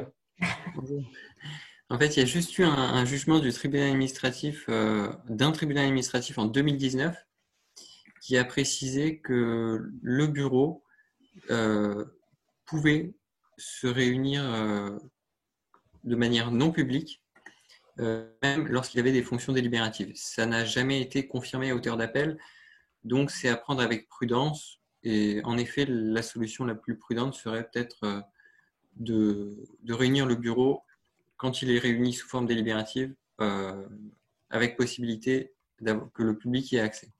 Mais en complément de ce que vient de vous dire Raphaël Meyer, si on applique un parallélisme avec ce qui est prévu pour le conseil, il peut aussi se réunir à huis clos.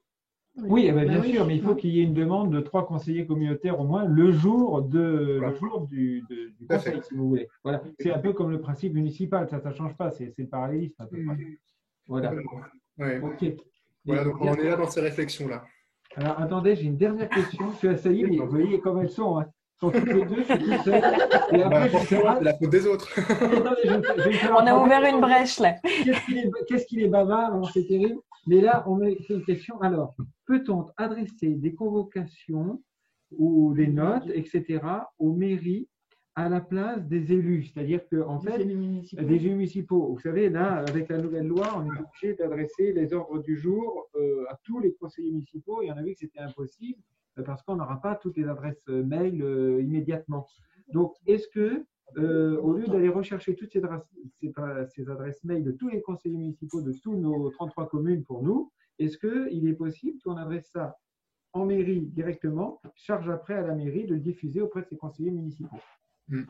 Alors, je vous donne mon sentiment parce que, comme on l'a déjà souligné, c'est une disposition récente et donc elle va s'affiner dans sa compréhension au fur et à mesure qu'elle sera pratiquée et malheureusement, si on peut dire qu'il y aura des contentieux. Mais en tout cas,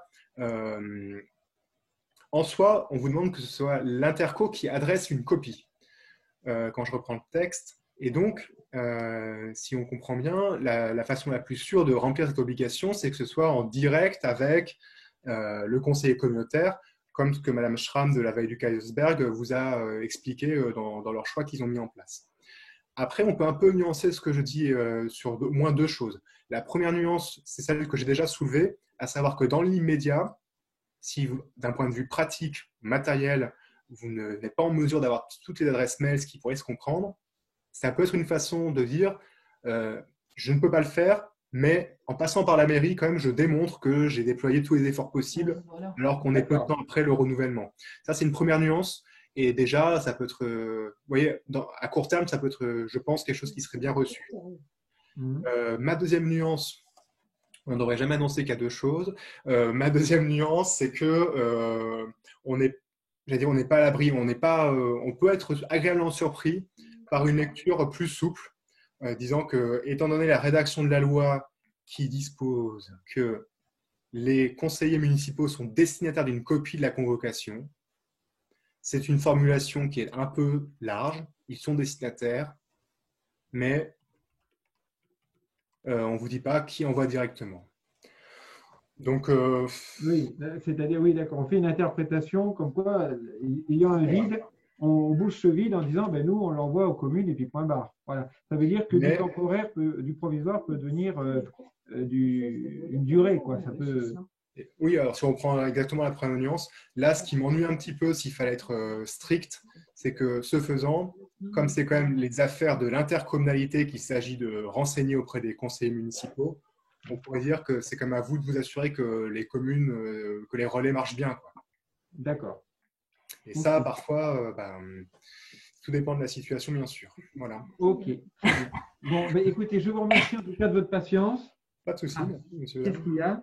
La convocation doit désormais être envoyée par voie dématérialisée. Nous ne sommes Après, pas... je laisse la parole voilà. On va passer à notre territoire, oui. Même si c'est par voie dématérialisée, c'est pas grave. Si on nous dit que ça doit être envoyé par voie dématérialisée, c'est pas grave. Si nous, on n'est pas équipé pour l'envoyer actuellement, c'est pas grave. Ça, on peut le faire par un autre moyen, poste et autre chose. Oui, ça, il faut voir. Ce qui serait bien, mais je pense que peut-être qu'on vous proposera d'autres séances de travail comme ça quand on sera sur les mises en place d'intercommunalité. Bon, j'engage peut-être un peu trop la DCF, mais bon, je pense que c'est très cohérent. Non, mais c'est déjà très gentil. On vous remercie beaucoup pour votre patience et votre perspicacité. Merci. Merci à vous. Merci. Bonne journée, messieurs, dames. Et bonne session de travail. Merci beaucoup. Au revoir.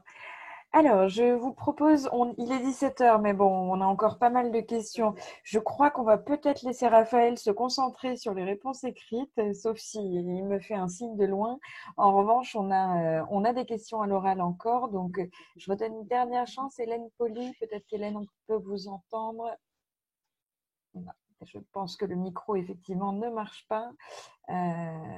Alors, je vais laisser la parole à Jean-Jacques Gourand. Je vais vous permettre de parler. On devrait vous entendre. Est-ce que vous m'entendez? Oui, tout à fait. Bonjour. Bonjour. Donc, c'est une question. Alors, d'une part, un petit témoignage pour les questions qui ont été posées sur les conseils de maire et bureaux. Parce qu'à l'agglomération de Saint-Brieuc, on pratique les conseils de maire depuis 8 ans. Donc, on a une certaine expérience. Et l'expérience est effectivement qu'il arrive quand même assez souvent qu'on convoque conseil des maires et bureau en même temps, et simplement les maires qui ne sont pas membres du bureau ne délibèrent pas, ne votent pas. Voilà, c'est ce qu'il y a de plus simple pour éviter la réunionnite. Enfin, du moins, c'est l'expérience qu'on en a. Voilà. Et puis par rapport à la notion des élus communautaires qui sont plus, enfin, du moins, l'histoire des VP là, qui n'ont plus de mandat communautaire, mais il y a des VP qui n'ont plus de mandat du tout. Mais ils sont toujours concernés, ils restent VP. C'est l'exemple des maires qui ne se sont pas représentés tout bêtement. Ils restent bel et bien membres du bureau. Et puis moi, ma question plus stricte qu'on m'a posée, c'est l'histoire des indemnités de fonction. C'est des délibérations qui ne sont pas obligatoires au premier conseil d'installation. Mais comme les premiers conseils d'installation vont souvent être vers la mi-juillet, voire le 17 juillet, qu'après ça risque de sauter au mois de septembre, nous sommes bien d'accord qu'il y a un délai de 3 mois et que c'est les indemnités en vigueur qui restent appliquées, qu'il n'y a aucun changement, qu'il n'y a pas besoin, il n'y a pas d'obligation d'aucune délibération de quelque sorte pour redire que ce sont ces indemnités-là qui sont attribuées. De même pour les enveloppes, pour les cabinets, par exemple, ou les groupes politiques. Voilà, je crois que ce n'est pas obligatoire à la première. Enfin, je suis même certain que ce n'est pas obligatoire à la première. Oui, mais en général, les conseils se réunissaient 15 jours après, quoi, pour faire toutes les commissions, toutes ces histoires-là. Et là, ça risque de ne pas être le cas. Mais donc, il me semble que le délai est donc de 3 mois de prorogation de toutes les indemnités existantes, en fait, de toutes les enveloppes existantes. Non. Oui, alors en effet, ce n'est pas une. Déjà, merci pour votre témoignage sur le fonctionnement de votre agglo avec le bureau et la conférence des maires, qui vient illustrer par la pratique ce qu'on a pu aborder. Pour votre question, en effet, ce n'est pas une délibération obligatoire à la première séance. En revanche, de mémoire, les délibérations présentes, elles ne s'appliquent plus parce qu'on change d'organe délibérant. Vu qu'on installe un nouveau conseil, et je vois que Raphaël acquiesce, et donc ça veut dire que oui, si ça prend du temps, vous allez avoir un moment durant lequel vous n'aurez pas de délibération en vigueur pour les indemnités de fonction. Pour l'instant, c'est la lecture que je donnerai, moi, c'est que oui, la délibération en vigueur à la mandature qui s'achève, elle n'est plus en vigueur à partir de l'installation du conseil après le second tour. Et donc, vous allez avoir un moment…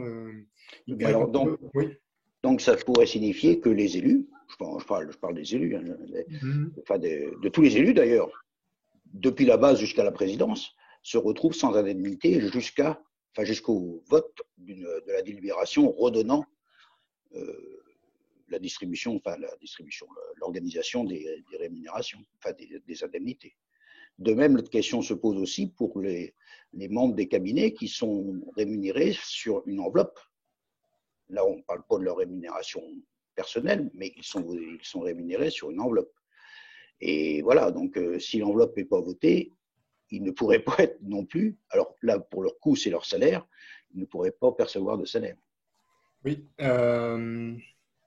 ce sont de bonnes questions qu'on va regarder parce qu'il y aura beaucoup de demandes comme celles que vous formulez. Je préfère pas m'engager maintenant de peur de me tromper sur certains points. Au premier abord, je ne vois pas comment une délibération pourrait être rétroactive, mais on peut vérifier ça quand même. Sur ça, dès lors que les fonctions seraient déjà effectives. Ouais, je prends en note votre question, monsieur Gourand. Et puis, on va regarder à travailler ceci. Et puis, ça nous permettra aussi d'en faire part aux adhérents de la DCF par la suite quand on aura un peu posé les choses à plat. Donc, merci déjà d'avoir débroussaillé avec nous cette question et désolé de ne pas pouvoir répondre plus précisément dans l'immédiat. Ah, quelquefois, le matériel, il faut regarder. Merci beaucoup, monsieur Gourand. Alors, je vois Hélène Poli qui a peut-être réussi à arriver par un autre moyen. Essayons. Cette fois-ci, c'est celle-ci. Est-ce qu'on vous entend, Hélène? J'ai peur qu'on vous entende toujours pas. J'en suis désolée. Alors, je ne sais pas si c'est… Hop. Est-ce qu'on vous entend? Non, toujours pas, j'en suis désolée. Je ne sais pas s'il y a un filtre entre l'Altaroca et nous. Je vais laisser encore quelques questions. La parole à Lydie Michel tout d'abord. Avant qu'on se quitte, on va pouvoir prendre quelques questions à l'oral. Madame Michel, ou alors c'est moi qui ai un filtre sur mes micros, c'est peut-être ça. Alors, bon. Ah, si, je vous entendais, ça devrait revenir.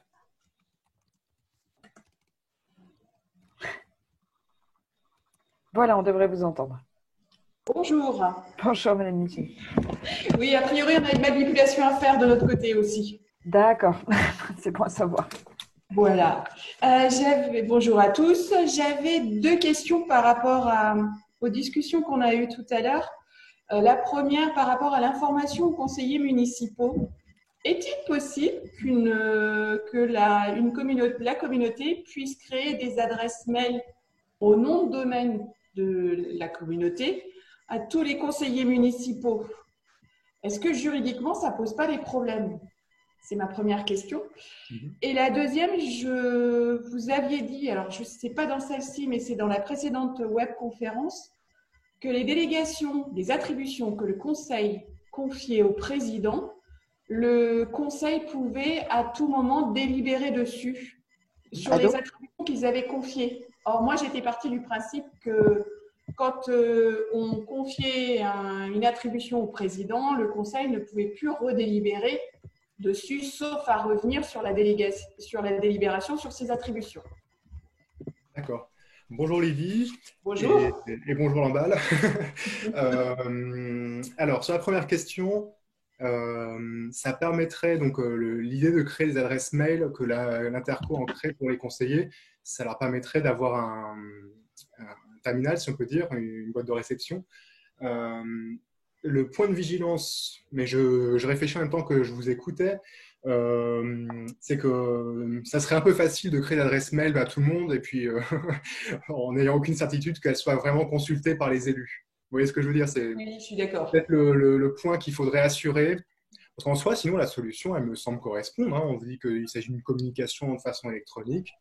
Bah, vous mettez les documents, c'est électronique. Sauf que, alors, comment on peut faire ceci? Là, il y a peut-être des choses à inventer. Mais les choses à inventer, elles vont peut-être arriver à notre première nuance de tout à l'heure, qui est de dire que pour la première séance, ça semble quand même assez compliqué de tout réussir dès le premier coup. Comment vous pourriez faire? C'est passer par vos communes membres, leur demander qu'elles fassent passer un papier comme quoi les conseillers sont bien au courant et ils mettent quelque chose comme quoi ils savent qu'ils vont avoir une adresse mail. Mais là, c'est sûrement vous qui, dans la pratique, allez être beaucoup plus inventif que ce que j'essaye de trouver là en 2 secondes. Enfin, voilà, en tout cas, oui, en soi, ça correspond, mais attention à ce qu'on puisse démontrer. On ne sait pas trop comment les contentieux pourraient arriver là-dessus, mais il faudrait qu'on puisse démontrer que les adresses mail, elles sont bien consultées. C'est pas des guides. Et alors, votre deuxième question, oui, les délégations. Donc, c'est vrai qu'il y avait une lecture très répandue, hein, nous l'avions aussi à la DCF, qui était de dire que quand le Conseil déléguait des attributions au président ou au bureau dans son ensemble, ça s'attribuait à un transfert de compétences et que donc ça dessaisissait le Conseil. En gros, que seul le président ou le bureau dans son ensemble pouvait décider dans les matières déléguées.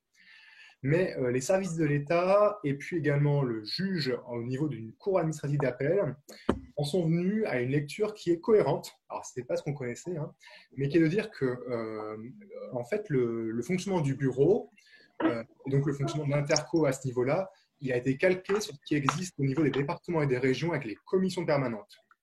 Et dans ce cadre-là, on a eu un jugement du Conseil d'État qui prévoit bien que ce qui est délégué aux commissions permanentes, donc les cousins des bureaux, si on peut dire, c'est juste une délégation dans le sens un peu classique. C'est-à-dire que le délégant, celui qui délègue, peut toujours intervenir dans les matières qu'il a déléguées. Et donc, récemment, la DGCL nous a confirmé ceci. Ils avaient également écrit dans un guide de 2006, leur guide de l'intercommunalité. Et donc, tout ça mis bout à bout fait que pour eux, dans leur doctrine, et on comprend la cohérence, le Conseil peut toujours décider de choses qui ont été déléguées. Ce qui revient en fait à ce que le président ait un grand choix. soit il estime qu'il vaut mieux avoir recours au bureau, par exemple, soit il estime que pour telle délibération, même si ça a été délégué, il y a intérêt à ce que ce soit le conseil qui se réunisse. Donc, ça laisse plus de choix au président pour les ordres du jour, finalement. Voilà un peu où on en est dans ces réflexions-là. Merci. Merci, Madame Michel. Alors, Hélène Poli, est-ce qu'on vous entend? Oui, vous m'entendez? Tout à fait. Eh ben, on a réussi. Mieux vaut tard que jamais. Voilà. Bonjour à tout le monde. Bonjour. Oui, moi j'ai raté une partie de la conférence pour des problèmes de réseau, bien sûr. Donc je vais poser une question qui peut-être a déjà été posée. Élection à distance. Il y avait une question sur l'aspect présentiel, je dirais, de l'installation du conseil et de l'élection des présidents. La possibilité de le faire à distance, sauf que par exemple dans notre cas, les réseaux étant ce qu'ils sont, à distance, on ne pourra rien faire. Donc si on organise un conseil communautaire en présentiel, en extérieur, est-ce qu'il y a des autorisations particulières à demander? Parce qu'il me semblait qu'à un moment donné, il était dit qu'on ne pouvait pas organiser de conseil communautaire en extérieur. Bon, c'est peut-être une erreur de ma part. Deuxième question, y aurait-il des difficultés à rajouter à l'ordre du jour de la première réunion du Conseil la désignation de délégation la désignation des conseils communautaires qui vont siéger au conseil d'exploitation d'un office, sachant que l'office doit se réunir pour donner un avis sur le budget, que le conseil communautaire doit voter avant la fin du mois de juillet. Bonjour Hélène. Bonjour. Alors, sur la première question, donc, tu parles de l'élection du président et des vice-présidents et éventuellement d'autres membres du bureau. Oui. Pour tout ce qui est élection, c'est un scrutin secret quoi qu'il arrive. Et comme c'est un scrutin secret, de toute façon, en général, il n'est pas possible de faire ça à distance. C'est forcément une réunion en présentiel, comme on dit maintenant. Donc, vient ensuite la question plus précise, c'est comment on peut se réunir en présentiel dans de bonnes conditions. Alors, il y a une situation dans laquelle la chose est... Après, je vais aborder l'extérieur. Il y a une situation où la chose est assez facile, c'est lorsque l'intercommunalité a déjà délibéré, avant nos questions de crise sanitaire, pour autoriser à se réunir dans un autre lieu que le conseil communautaire, ou qu'elle l'a inscrite au règlement intérieur. Ça facilite pas mal les choses. En revanche, si elle ne l'a pas fait, on a malheureusement un vide juridique pour l'intercommunalité, alors que ça a été prévu pour les communes. Une ordonnance a été prise pour permettre que les communes puissent se réunir ailleurs que dans la salle habituelle. Et pour une raison qui nous échappe, mais l'interco a été oublié à ce niveau-là. Et donc, on a quelques intercos qui doivent actuellement se réunir, qui sont un peu ennuyés parce qu'elles visaient une salle des fêtes, par exemple, mais elles sont un peu ennuyées par ça. Et dans ce cas, nous, ce qu'on conseille, c'est déjà essayer de voir un peu avec la préfecture pour se couvrir à ce niveau-là, bien sûr, comme vous en avez l'habitude. Et puis que lorsque le conseil se réunit, il approuve le fait que oui, il a bien fallu se réunir ailleurs que dans la salle habituelle parce que les conditions sanitaires y conduisaient. Ensuite, pour ce qui est de la réunion en extérieur, là, moi-même, ça ne me dit rien, mais il faudrait peut-être revoir ça. Je ne vois pas ce qui ferait obstacle, mais dès lors que c'est accessible, etc., etc. Je ne sais pas si, Raphaël, tu as déjà vu la question. Sinon, ce qu'on peut faire, c'est on va regarder ce qu'il en est sur la réunion à l'extérieur. Parce que c'est vrai que là, en extérieur, on réduit fortement les risques sanitaires. Donc, je prends ça en note, Hélène, et puis on te fera une réponse en extérieur. Voilà. Et puis pour finir sur le point que j'abordais, à savoir que l'interco a été oublié pour pouvoir se réunir de plein droit en dehors du lieu habituel, on espère bien qu'une prochaine ordonnance va être prise pour finir tous les ajustements qu'on connaît, et à ce moment-là, on mettra une couche là-dessus parce que ça va poser des questions. Et sur la désignation des conseillers au conseil d'exploitation. Il me semblait que j'oubliais quelque chose. Alors, les désignations... Oui, elles vont devoir se faire parce qu'actuellement, vous pouvez avoir les représentants actuels du fait de ce qui a été prévu par la loi d'urgence qui prévoit la prorogation des mandats de vos représentants pour tout, dès lors que le Conseil ne les redésigne pas. Donc ça peut vous permettre de tenir jusqu'à l'installation. Est-ce que chez toi, le second tour, ça vous concerne ou pas? Oui, ça nous concerne. Ouais. D'accord, donc jusqu'au second tour, pour l'instant, vous restez avec les mêmes, y compris si les représentants en question n'ont plus de mandat communautaire. Oui, c'est ça. Ensuite, par contre, comme vous vous installez, là, vous êtes fortement amené à les redésigner. Quand je dis fortement amené, c'est en gros assez vite parce que les précédents ne sont en théorie plus en fonction. Oui, ils sont plus en fonction. Oui, je pense que ça serait justifiable que vous l'inscriviez à l'ordre du jour de la première séance. Et il faudrait un peu le motiver. Voilà. Ça va. Donc, il y a tout ce que tu énumérais et que du fait de ce calendrier-là, ça justifie que tout de suite on le fasse. D'accord, merci. Je t'en prie. Merci beaucoup, à bientôt. Alors, on a encore quelques questions à main levée. Je vois Pascal César qui est parti. Sinon, si, Pascal César qui lève la main, ne lève plus la main. Et alors, on va donner la parole à Isabelle Bouchoul. Je devrais vous permettre de parler, Madame Bouchoul.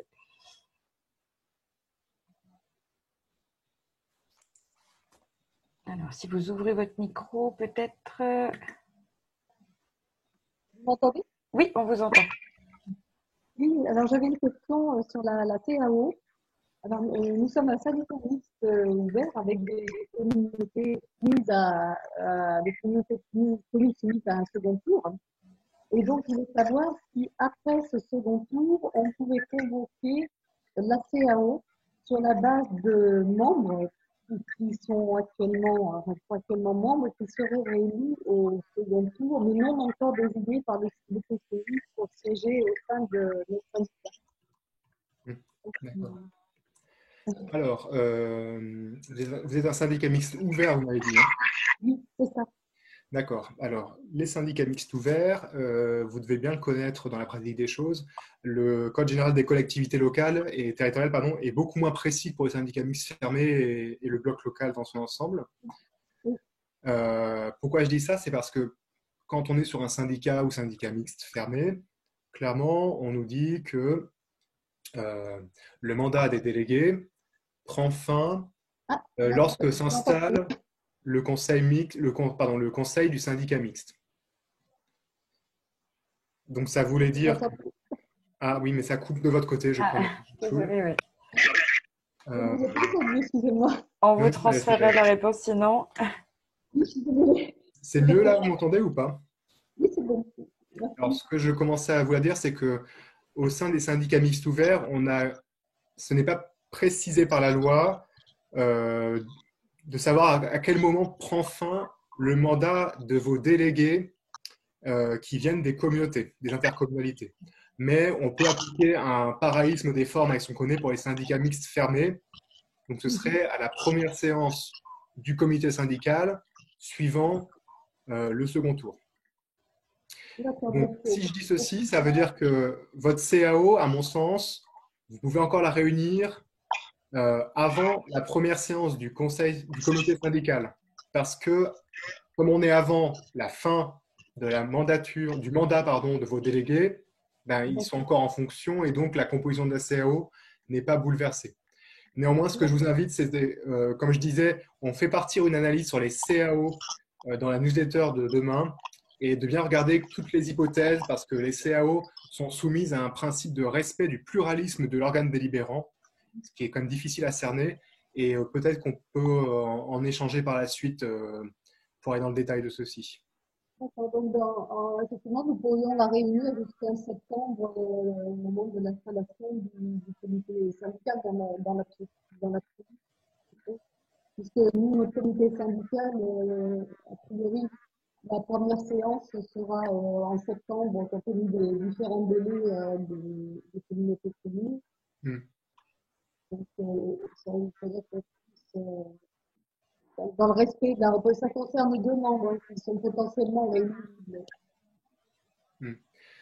La question qui va sous-tendre ça aussi, c'est à quel moment vos membres, donc vos intercommunautés membres, vont redésigner leurs représentants, leurs délégués syndicaux.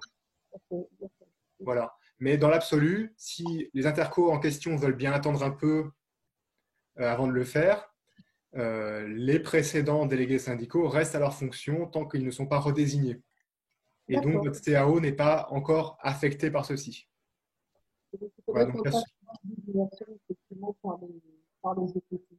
c'est-à-dire soit avant le 17 juillet ou une semaine avant, selon la rapidité des personnes à désigner de nouveaux représentants.